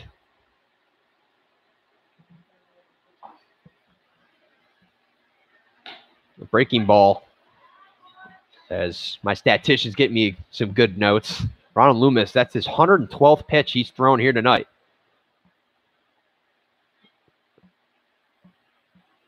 The 0-1 swung on and foul tipped right into the glove of Babin. And so O'Donnell behind in the count, 0-2. And for Loomis, his 113th pitch, that arm has definitely got to be getting tired out to some capacity, as this one messes low.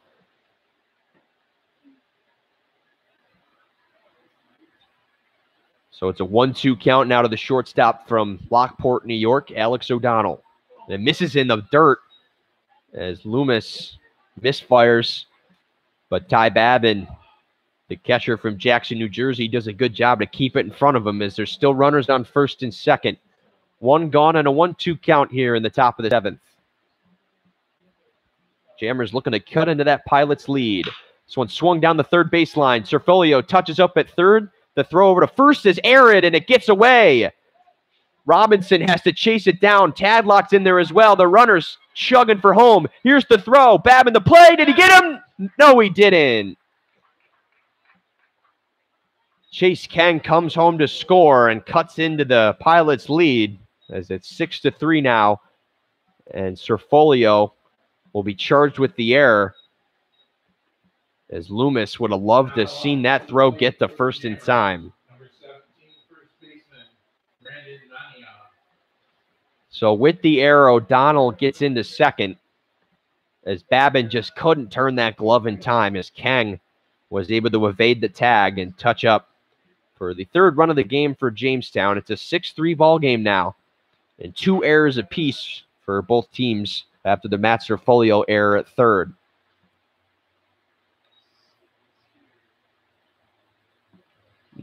From our vantage point, it looked like Serfolio, if that was an accurate throw, would have had Alex O'Donnell in plenty of time. But this one misses high, and it's a 2-0 count to the first baseman, Brandon Nania.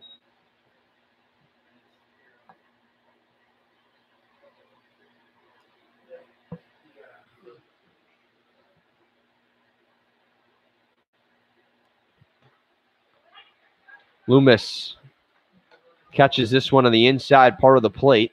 And so it's a 2-1 count to Nania. Nania is 0 for 2. He struck out his last plate appearance.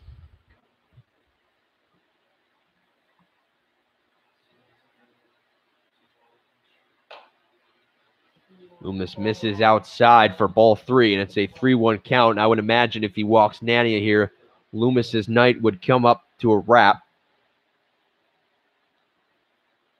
With O'Donnell in scoring position at second. Loomis misses inside. Princeton doesn't give him strike 3.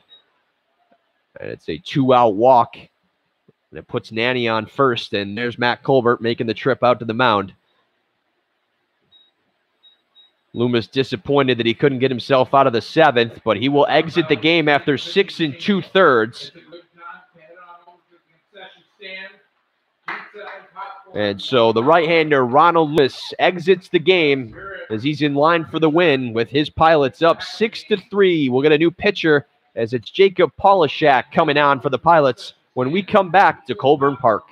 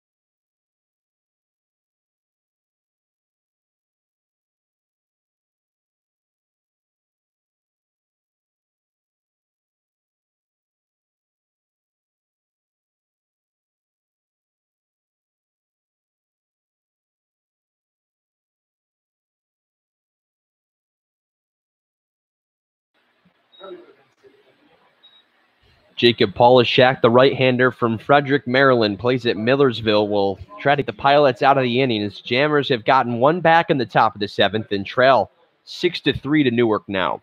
There's runners on first and second after the 2-out walk from Loomis, as he's responsible for the runners on first and second.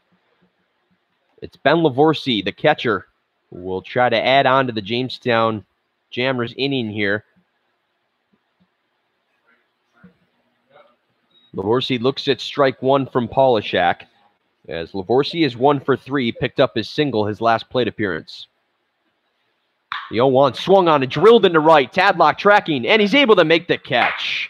So Polishak does his job and strands 2 as the Jammers get one back and trail the Pilots 6-3 as we stretch it out here at Colburn Park.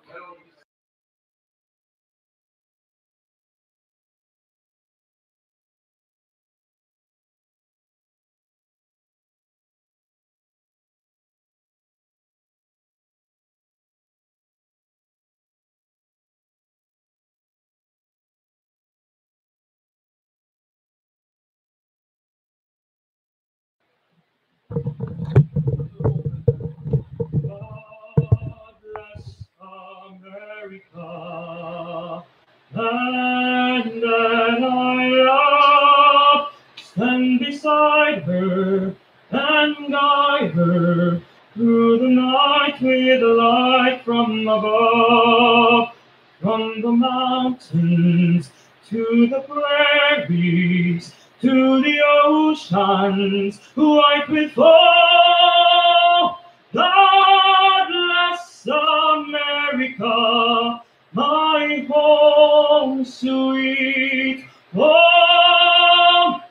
God bless America, my home, sweet home.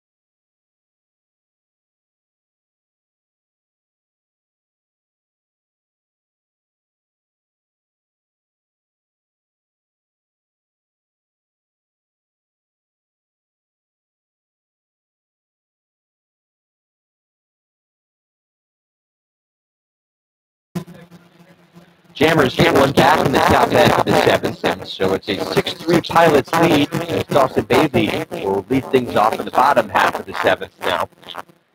Bailey is 1 for 2, was able to reach on a walk and came around to score his last plate appearance.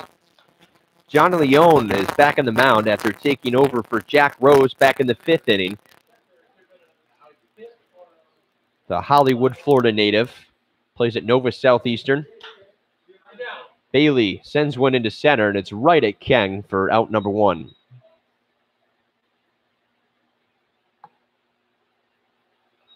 Coming up to the plate for Pilots, number 31 from Tampa, Florida Atlantic University, Jared DeSantolo. Jared DeSantolo is 2 for 3 in the evening as he has an RBI single his last time at the plate.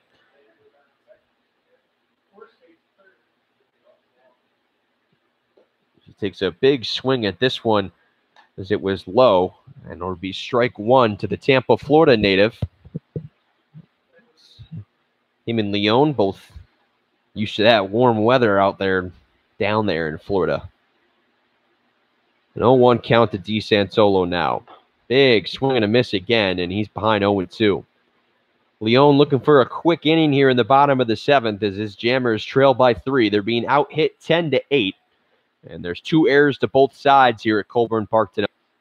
As the sun goes down here on a beautiful evening on this Saturday night. Weather has finally cooled off a little bit after those hot couple of games here. Some brutal conditions for the players. So 1-2 is swung on in the dirt. Lavorsi tags up, and there's 2 gone. Put 2 outs on the board, but coming up, your designated hitter from Richford, New York, and St. John Fisher in Rochester, number 10, Alan Murphy. Alan Murphy, another strong night at the plate for him. He is an RBI triple his second plate appearance, and then had another RBI his last time up. He looks at strike run from Leone. As the Pilots in the bottom half of the 6th got their 1 run, It all came with 2 outs. Big cut there from Murphy. And he's behind 0-2 as Leone has got DeSansolo and Murphy behind in the count 0-2. Back-to-back batters now.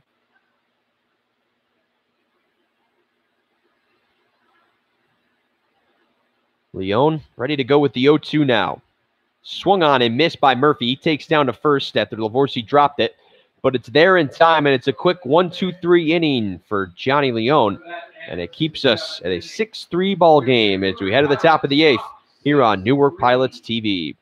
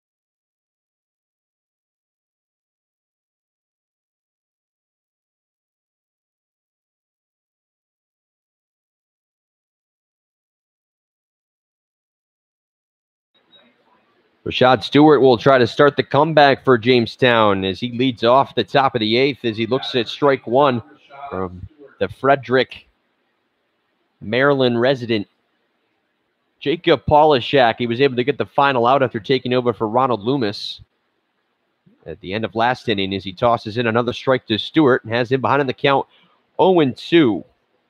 Rashad Stewart is 0-2 on the night. He flew out his last plate appearance. He'll try to stay alive here as Polishak is into the windup with the 0-2. He looks at strike 3 as a look of confusion from Stewart as it's 3 pitches and Stewart goes down on strikes. Now coming up to the plate for the Jammers, number 23, Sterling Hayes.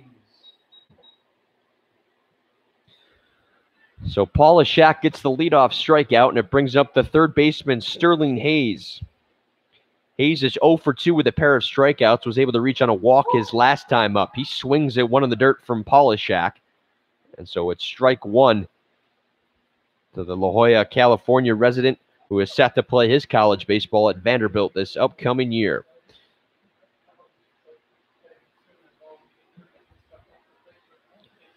The 0-1 in there for strike 2 is to the dismay of Hayes. He's quickly behind 0-2. For the right-hander, Jacob Polishak, it was a couple of shaky starts at the beginning of the year, but he settled down in his last 2 appearances. Here's the 0-2, swung on by Hayes and chopped foul, and so he'll stay alive for the time being. In the 2-3 loss to Elmira, he pitched 2 scoreless innings, giving up 1 hit. And then in the 7-5 win over Geneva, he pitched 2 innings, gave up a run that was not earned and 2 hits. So the last 2 appearances have been much better for the right-hander who plays at Marysville. This one hit into shallow center. Bailey tracking it, the dive, and he won't make the play as it drops in. Hayes is charging for 2, and he's going to be in there. A risky play from Sterling Hayes. But with 1 out, he's into second. After it dropped in shallow center with Dawson Bailey charging, he couldn't make the play in time.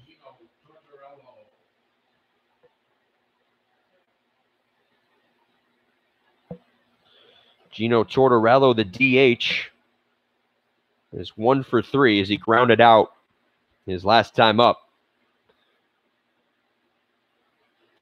Jacob Polishak, he has a 8.43 ERA as he makes his 8th appearance of the year for the Pilots. Has pitched 10 2/3 innings with 8 strikeouts, 7 walks, and has given up 12 hits. This one misses low and away, so it's a 1-0 count to the DH Tortorello. Tortorello from New Egypt, New Jersey, plays at Rowan Burlington. He hit .270 in 33 games played with Rowan Burlington this past year. At 21 RBIs with the team. Takes a big cut and misses to this one, and it evens the count up at 1-1.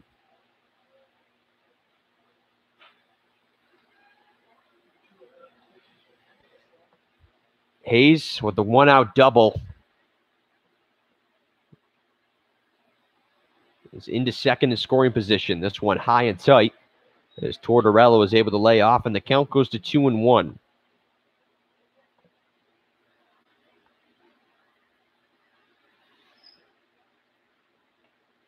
One gone here in the top of the 8th. Pilots leading 6-3.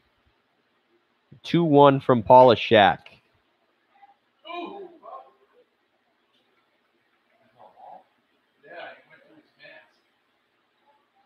So that one does miss slow. A little miscommunication there. Trying to paint the corner there was Polishak, but he cannot do so, and so it's a 3-1 count to Tortorello. As Polishak gets the signal and is ready to go with the 3-1. Tortorello fouls this one back. That one in on the hands as Tortorello went around on it. And it's a full count now.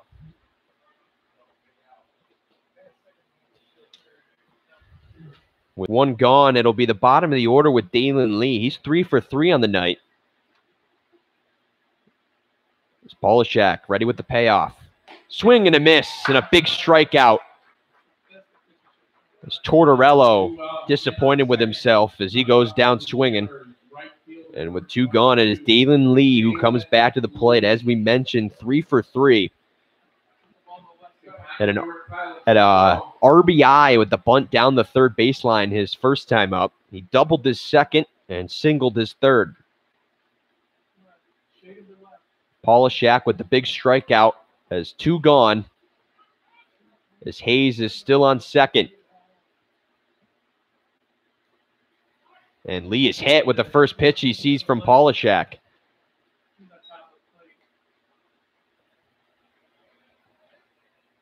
So Lee gets himself on base for the 4th time tonight.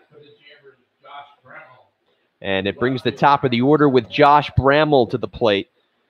Bramall 1 for 4 with an RBI. So with runners on first and second, Polishak looking for the final out of the inning here in the top of the 8th. Newark leading Jamestown 6-3.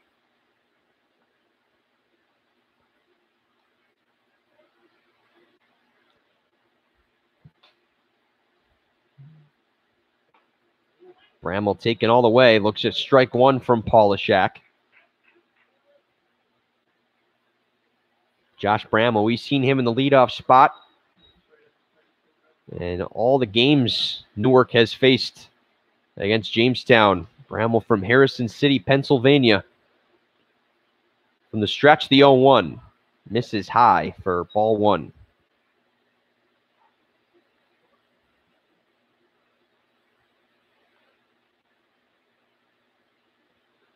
It'll be the 5, 6, 7 hitters for the Pilots when we head to the bottom of the 8th, but it's Jacob Polishak trying to get the final out of the inning here in the top frame as Bramall looks at one inside for ball 2.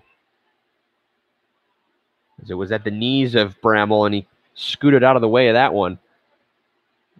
So 2 balls and 1 strike to the leadoff man tonight for the Jammers. Couple of pitchers warming up in that Pilots bullpen as Polishak slips off the mound on this one. And it's a 3-1 count as Polishak in jeopardy of walking the bases loaded here with 2 gone. He would love to avoid that. But I would suspect Bramall's going to be holding off unless he finds something juicy that he likes. The check over to second. And now the delivery, the 3-1. It's taken all the way, and it's outside for ball 4. And the bases are loaded, and that's going to draw a conversation here with him and his catcher, Ty Babin, as it's a big point of this game here in the top of the 8th. As the tying runner is aboard with that walk, as it's Josh Bramble who gets the free pass down to first.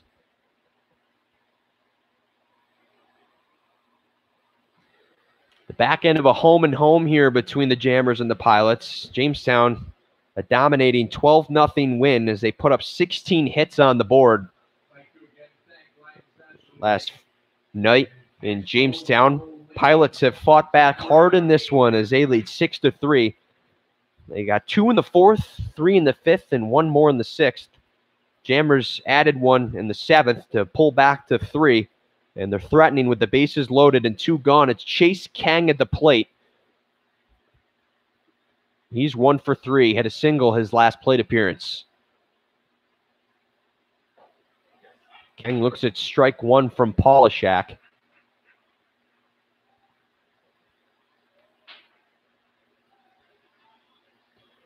Kang batting .295 on the year.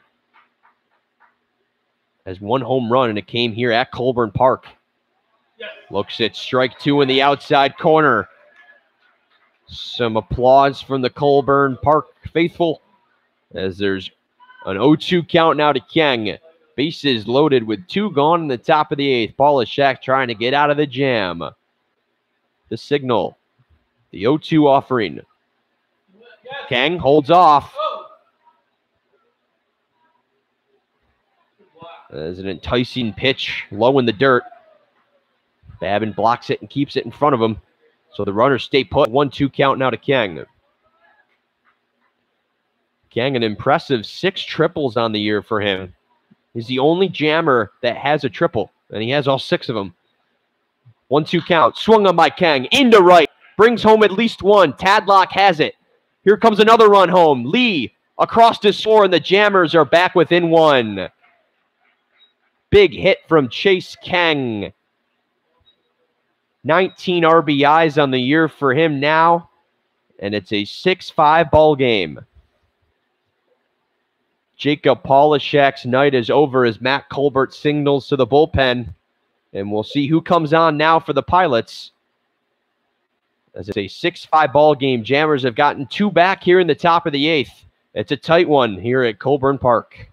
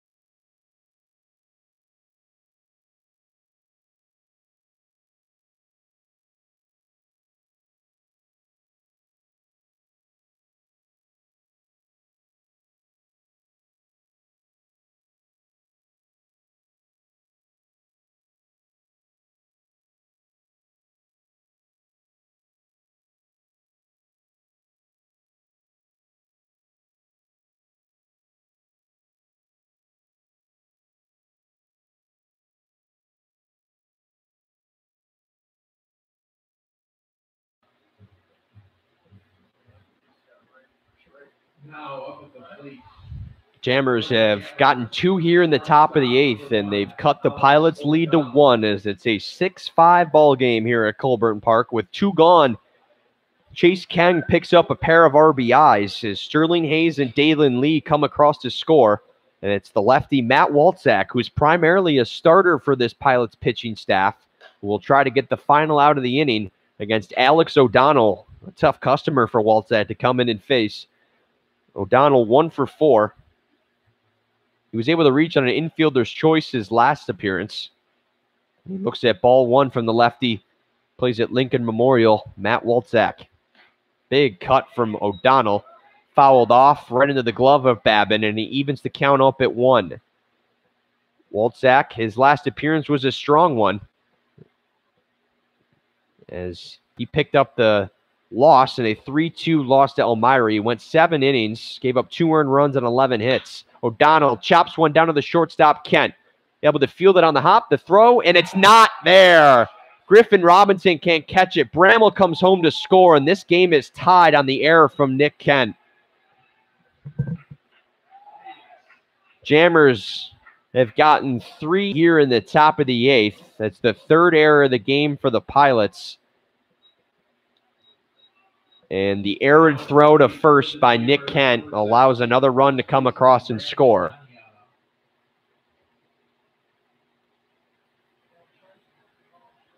Kang moves over to third as there's runners at the corners after O'Donnell reaches on the air, and it brings Brandon Nania to the plate. A roar from that Jamestown dugout as they have come back from a 4-run deficit here at Colburn Park. And good teams find ways to win, and the Jammers, looking for their 20th win of the season, have made this a even game at 6 apiece. 1-0 count to Nania. Runners going. There won't be a throw. There will be, actually. They get him? Yes, they do. Big throw by Ty Babin as he takes the risk, and it pays off. But the Jammers get 3 back in the top of the 8th, and we're all tied at 6 here at Colburn Park.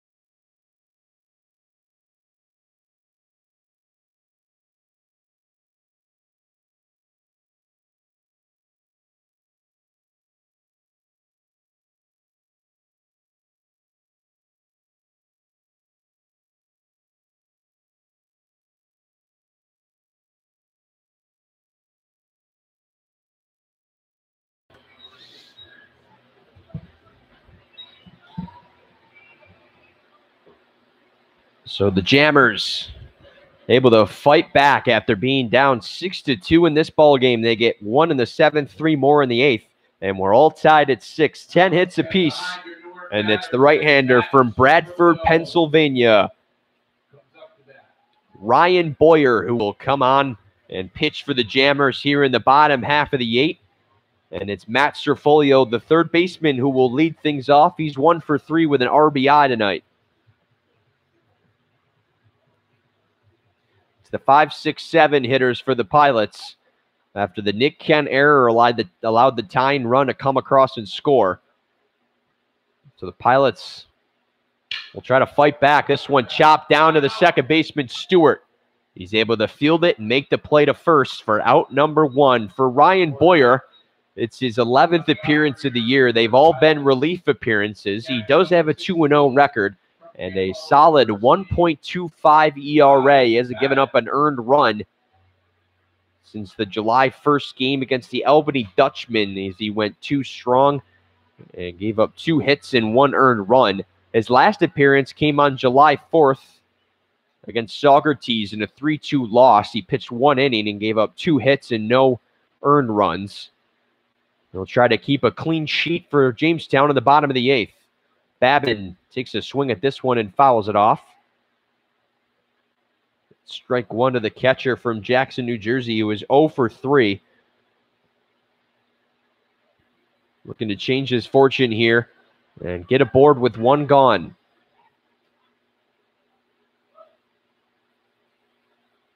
Boyer with the 0-1. Swung on to opposite, but right to the third baseman, Hayes. He's able to field it, and the throw over to first in time. And there's 2 gone here in the bottom of the 8th now. Now coming up to the plate from Webster, New York, left fielder, number 24, Stephen Edgett. Tough night at the plate for the left fielder, Stephen Edgett. A pair of strikeouts and a ground out his last time up has him at 0-3 for the evening. He'll try to make something happen against the right-hander who pitches at Pitt Bradford, Ryan Boyer, looking for a quick and clean 1-2-3 inning. Boyer stands at 6'1", 210 on the mound. Has gone 14 1/3 inning this year with 22 strikeouts. Has only walked 3 batters and has given up 13 hits. Edgett hits one high in the air into foul territory. Hayes is tracking it in territory. He's able to make the catch in a big 1-2-3 inning for Ryan Boyer as we head to the final inning here at Colburn Park, all tied up at 6 apiece.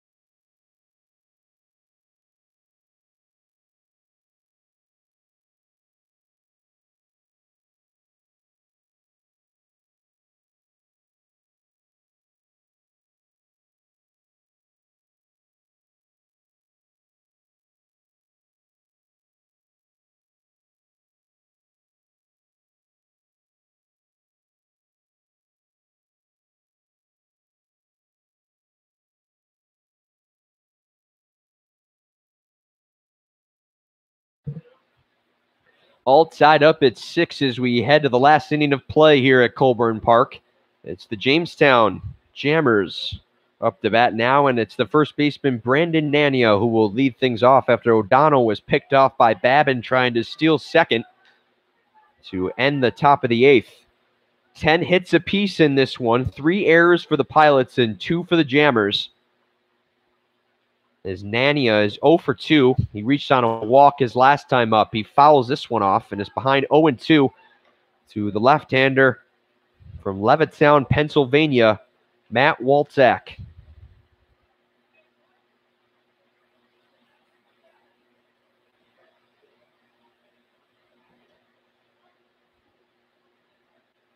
Babin, little miscommunication there between him and the pitcher, Matt Walczak.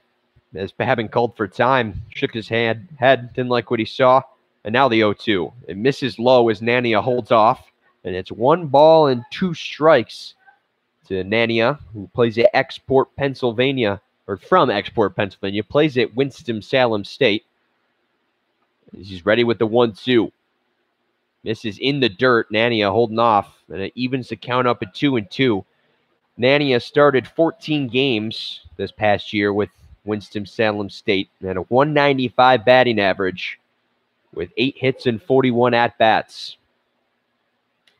A 2-2 count for him as he leads things off here in the top of the 9th. 2-2. Misses low again, and it pushes the count full. Crucial for Walczak to get the first out of the inning right here, as Nania tries to draw his 3rd walk of the contest. The payoff. Swung on and fouled by Nania. Walczak has kept most of his pitches low here to Brandon Nania, but Nania had no choice but to go around on that one. But he fouls it off over the head of the Jammers dugout, so the count's still full. Another payoff from Walczak. Catches it on the outside corner as Nania looks at strike 3. And a strong look at home plate umpire Trevor Princeton, but Princeton having none of it. And there's 1 gone here in the top of the 9th as we're all tied up at 6 apiece at Colburn Park. Jammers have scored 4 straight to climb back into things. They lead the season series 5-0 as they have dominated the Pilots, outscoring them 56-14 in the 5 games these two teams have met this year so far. It's the catcher, Ben Lavorsi, who looks at strike 1 from Walczak. Lavorsi is 1 for 4. Had a single his 3rd plate appearance. Walczak into the windup with the 0-1. In there as Lavorsi looks at strike 2 as Walczak gets ahead in the count.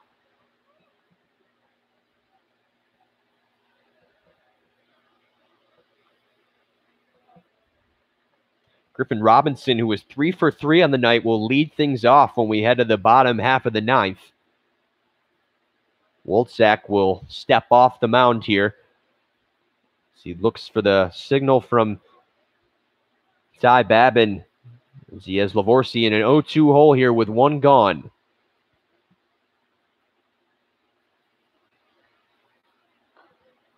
Lavorsi holds off on the breaking ball as it missed low. And so it's 1 ball and 2 strikes to the Minnetonka, Minnesota native.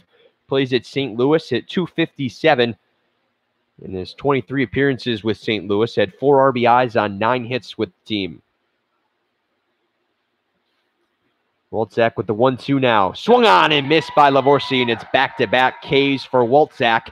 And there's 2 gone now here in the top of the 9th. Second baseman, number 32, Rashad Stewart. Big 2 strikeouts for Matt Walczak brings Rashad Stewart to the plate. And with 2 gone, Stewart will try to keep the inning alive as we're tied at 6.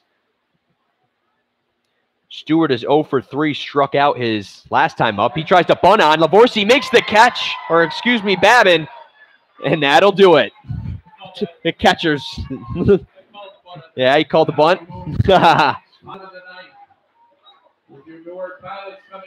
So the bunt doesn't work And Babin catches the foul ball, and that'll do it. That's a scoreless top of the ninth. Keeps us tied at 6. We head to the bottom half. Pilots with a chance to win it when we come back.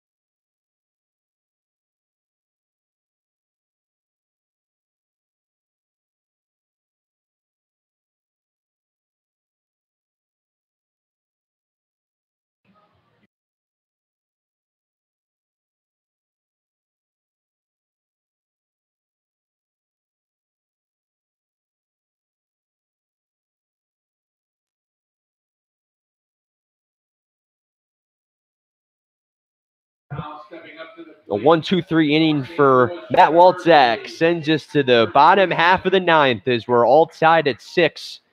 And Griffin Robinson, the first baseman tonight for the Pilots, will lead things off as he is 3 for 3, and he's the right man you want at the plate tonight.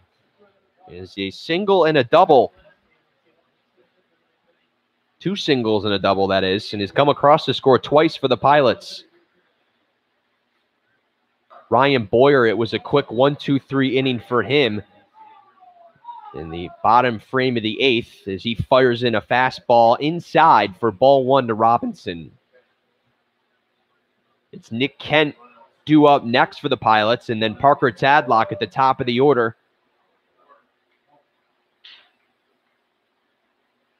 Swung on and missed a big chop from Robinson as he goes around on the Boyer fastball. Boyer, as we mentioned, making his 11th appearance of the year with the Jammers. He's been strong with that 1.25 ERA. The 1-1 swung on by Robinson deep into the night sky in center, tracking it back. Gone! Oh no! It went up the wall! No! It went up the wall! And now they're throwing to third. Robinson charging in. Oh no! That was an error! Robinson coming home, and he is out! What a change of events!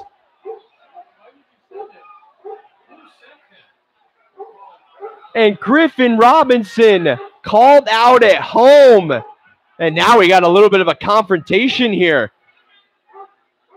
Nania not happy. Oh, now the dugout clears. Here comes the bullpen.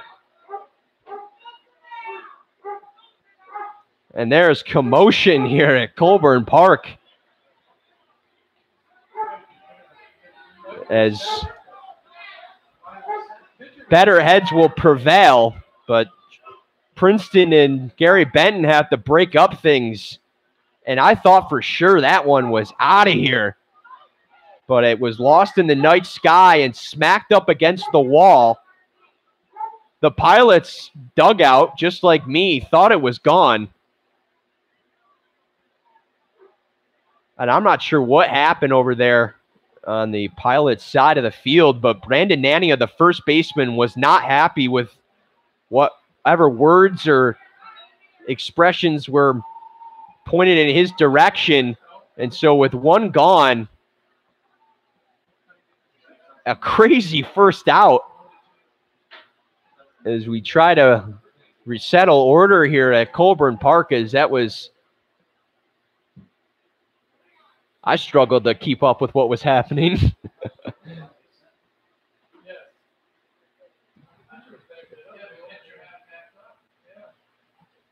Griffin Robinson sends one into left center, up against the wall. He gets into third. It looked like an error was going to bring him home, but he is called out at home as the throw came from right around the Jammers dugout. And Robinson is tagged up at home by Ben Lavorsi, the catcher. And now Anthony Barone is talking to his dugout. And Matt Colbert and Anthony Barone will talk with Gary Benton and Trevor Princeton here as we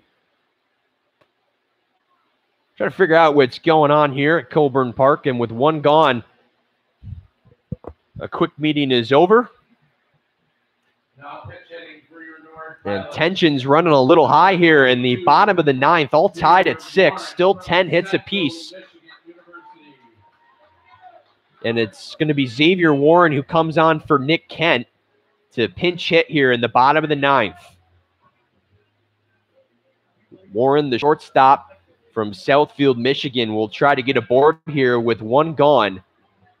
A crazy first out here, followed by a little skirmish between the Pilots dugout and first baseman Brandon Nania, but Griffin Robinson, you know, that's the second straight game I've done that. I thought there's been a home run, and it hasn't been. It just looks like it got out of there.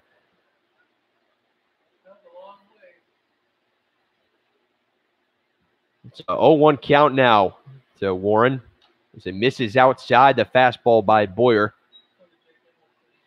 Handled by Lavorsi, and the count goes to 1-1. Top of the order after Xavier Warren as it's Parker Tadlock due up.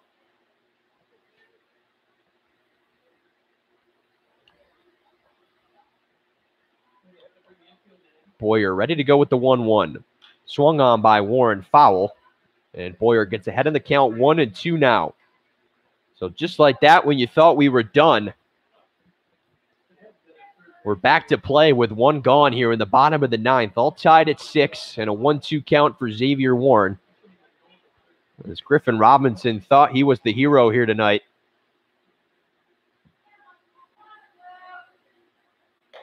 As the 1-2 misses outside from Boyer, and it moves the count even to 2-2.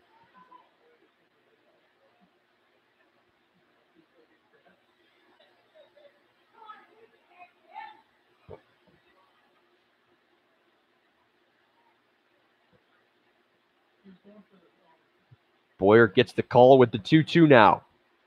Warren gets a slight piece of it and stays alive. As he fights that pitch off the top of the bat. Keeps the count at 2-2.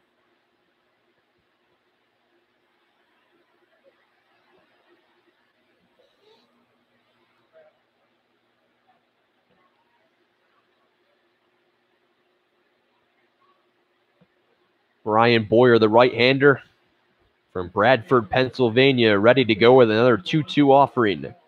Breaking ball looked at for strike 3 by Warren. So just like that, there's 2 gone here in the bottom of the ninth, and it brings the speedy Parker Tadlock to the plate. Parker Tadlock.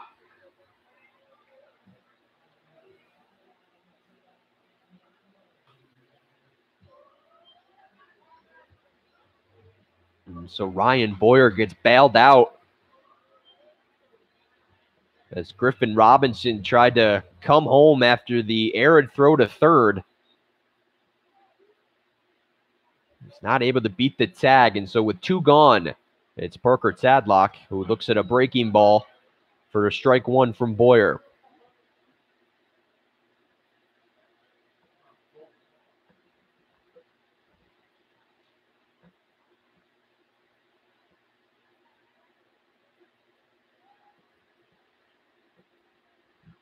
Boyer gets the call and is ready to go with the 0-1. Swung on by Tadlock into right. Lee is able to make the catch, and we are going to extras here at Colburn Park. A wild bottom of the ninth. Ends with a still tied at 6. We'll go to the 10th when we come back at Colburn Park.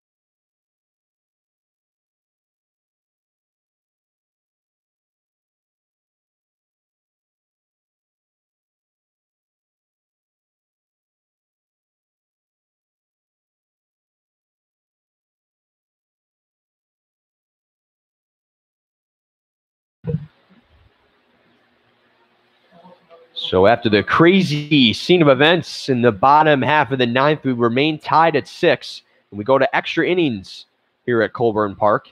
And it's Matt Walczak who will continue on the mound for the Pilots as he misses with ball 1 outside to start off. Sterling Hayes, who leads things off for the Jammers. It's the 7, 8, 9 hitters for Jamestown. Sterling Hayes was 1 for 3, had a big double his last time up. This one hits the foot of Hayes, and he's aboard here. Tension's a little bit high here after the conversion of the two teams as the Jammers bullpen came out. The dugout cleared, but nothing prevailed. But designated hitter for the Jammers up to the plate. So Sterling Hayes gets hit to lead things off here in the top of the 10th. And a new hitter for the Jammers in the DH spot. Now coming up, number 6, Chris Rubottom.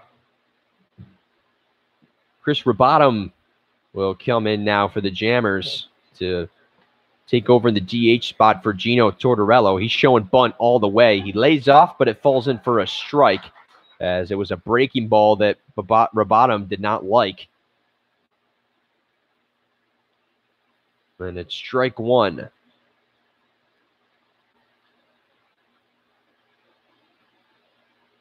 Showing bunt again, chops it right in front of home plate. Walczak scoops it up, fields it over to first. So Rubottom does his job and advances the runner as Hayes is into scoring position with 1 gone, and it brings up Dalen Lee. Now coming up to the plate, right fielder, Dalen Lee.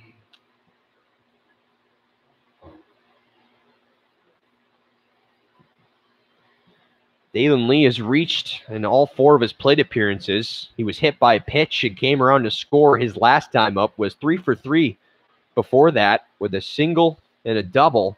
Has an RBI tonight as well, and so he's been all over the score sheet tonight in this game. Big cut and a miss at this one as he was looking for the fences. As he's behind in the count 0-1.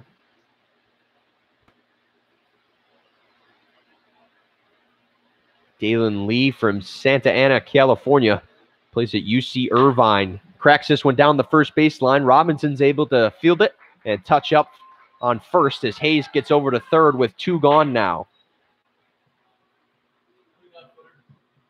Now up for the Jammers, Josh Brummel, number 32 left fielder. Josh Bramall, the left fielder and leadoff man for the Jammers, was walked and came around to score his last time up, a part of that 3-run 8th inning that allowed Jamestown to tie it up at 6. That's where we stand here in the top of the 10th with 2 gone. Sterling Hayes is at third as he was hit by a pitch to lead off the inning. There's 10 hits apiece in this Western Division matchup. 3 errors for the Pilots and 2 for the Jammers.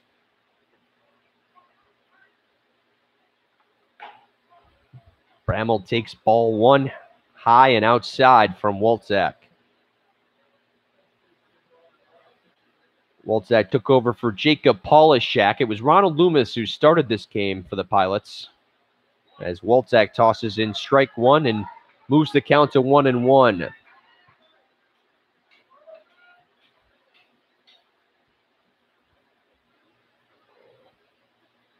Walczak gets the call and is ready to go with the 1-1. Hayes looming at third. Bramall looks at strike 2 as Walczak gets ahead in the count 1-2. A big pitch coming up here in the top of the 10th with 2 gone.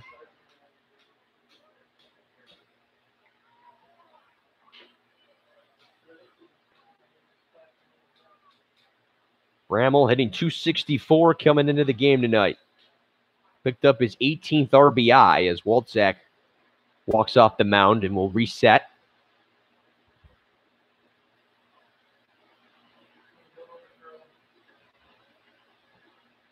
It's Walczak from the stretch with the 1-2. Catches the outside corner as Bramall looks at strike 3.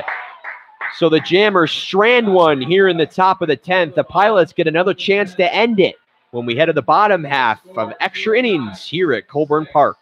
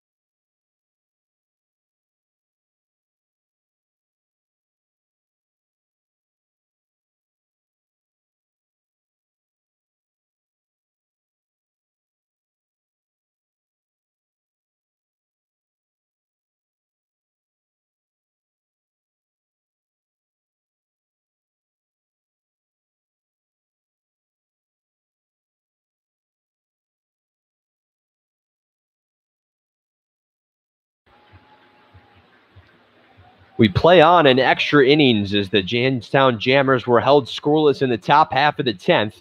And so we remain tied at 6. And it's the 2-3-4 hitters right in the girth of the order for the Pilots. And it's Dawson Bailey who leads things off.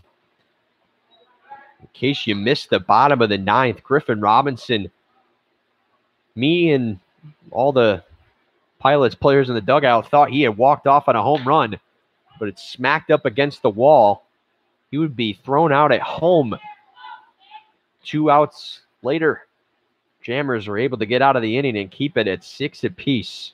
1-1 count to Bailey as he fouls this one off.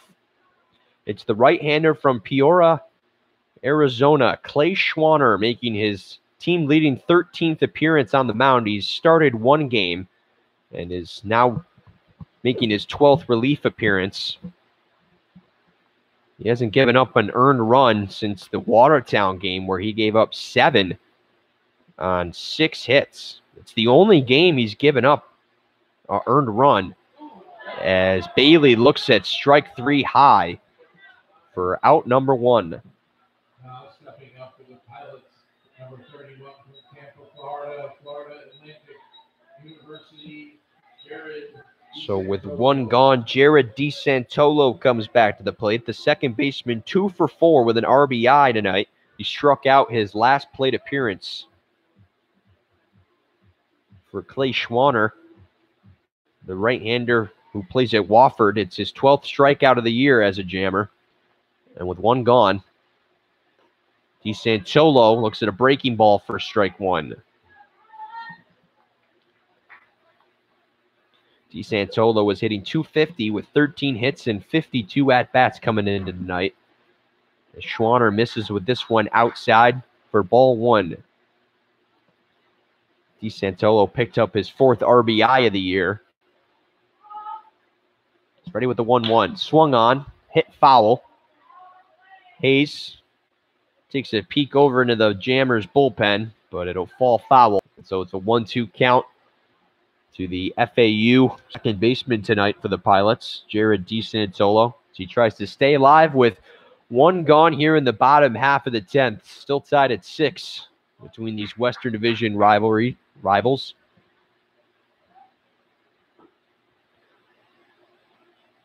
Schwanner gets the signal. Ready with the 1-2. Just outside.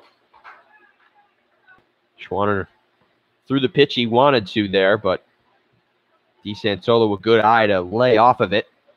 Princeton calls ball 2 and moves the count to 2-2.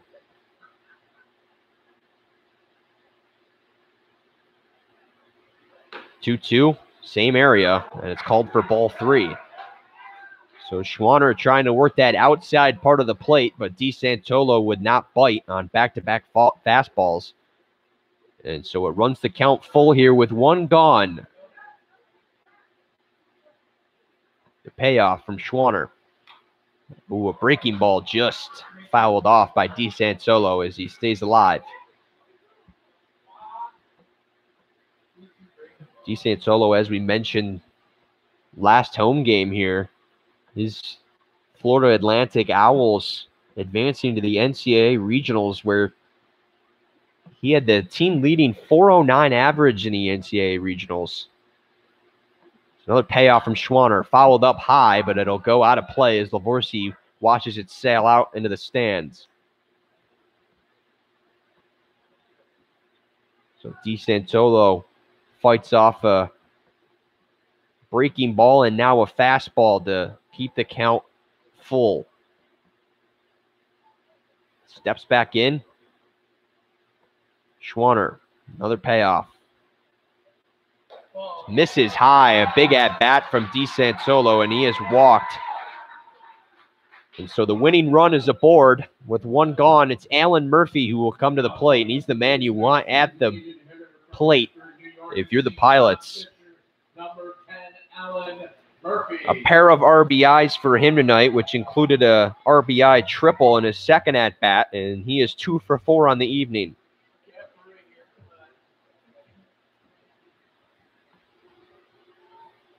Murphy on the left side of the plate.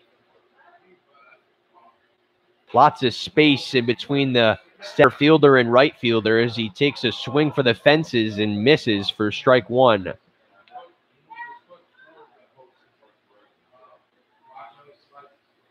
Murphy from Richburg, New York, leads the team in RBIs. So he looks at strike 2 from Clay Schwanner. Coming into tonight, Murphy, 21 hits on 65 at-bats. 7 doubles, 3 triples, and 3 home runs. Has 20 RBIs after the 2 he has tonight. The 0-2 misses outside as Schwanner trying to work that outside part of the plate, but Princeton not giving him the call he wanted. And so it's 1 ball and 2 strikes to the DH tonight for the Pilots. Murphy hitting .323 on the year.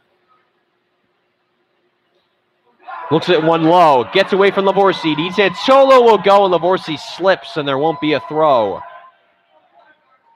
And so the winning run moves into scoring position on the wild pitch from Schwanner. After the ball, the count goes to 2-2 on Murphy. And a base hit could possibly bring DeSantolo home to score. We're tied at 6 with 1 gone in the bottom of the 10th as we play extra baseball here at Colburn Park. Schwanner the peak to second, and now he'll back off. The 6th meeting between these two teams this year. Pilots trying to take the first of the year from Jamestown and hold them from being the first team to 20 wins in the Perfect Game League this year. Schwanner the 2-2. In the dirt. Gets away from Lavorsi again. And DeSantolo is into third. And it makes Alan Murphy's job a lot easier as he knows what he has to do now. And it's a full count with 1 gone. The winning run moves over to third, and it's Jared DeSantolo. After 2 pass balls get by Ben Lavorsi. And they're going to intentionally walk Alan Murphy now. They're not even going to bother. And so Murphy intentionally walked here. We'll put runners at the corners as they'll look for the double play ball, with Matt Serfolio coming to the plate. Matt Serfolio from Columbia University stepping up to the plate. Let's get behind him. Louder. Now Alan Murphy on first. Do you think they send Alan Murphy? Yes. No? Yes? No? I got a couple of different answers up here in the box. Yeah. Yeah, I would believe Clay Schwanner is going to be watching very intently over there at first where Alan Murphy is. And they're going to walk Serfolio and get the bases loaded here. With one gone, they're going to push for that double play ball with DeSantolo at third. Now in the MLB, it's just one pitch and they let you get on, right? It's not here. You would think that would be universal at this point. But I guess, I mean, anything like this can happen. I mean, Schwanner obviously got to be careful as possible with these balls outside. Now Gary Benton will have a little chat with the Pilots dugout.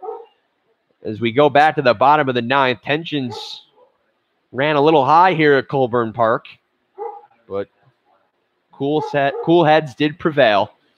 And so with 2 balls, Schwanner will toss out ball 3 as they're intentionally walking Matt Serfolio here.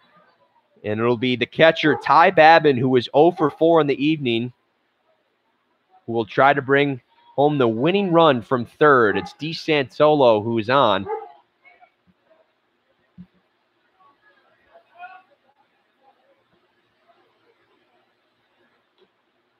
And so they intentionally walk Matt Serfolio. The bases are loaded here for Clay Schwanner.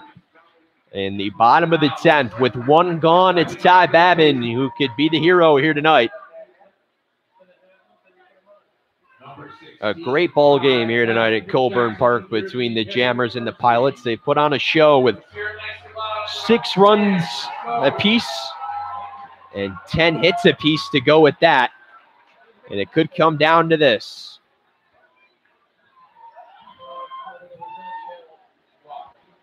Babin at the plate. And he's ready to go. Babin swings it to the right. Fair, and that'll do it. There's your ball game, folks. It took 1 pitch, and Ty Babin wins it in extras. Now that's baseball here at Colburn Park. Tonight's final score, your Newark Pilots 7. Ty Babin walks it off at Colburn Park, and the Pilots win 7-6. They will play Watertown Rapids at 7:05. Pilots finally get the Jamestown Jammers number here at Colburn Park. They win 7-6 in extras on a Ty Babin walk-off. As I'm Dan Cooter saying so long from Colburn Park here on Newark Pilots TV, we thank you for joining us, and we'll see you next time.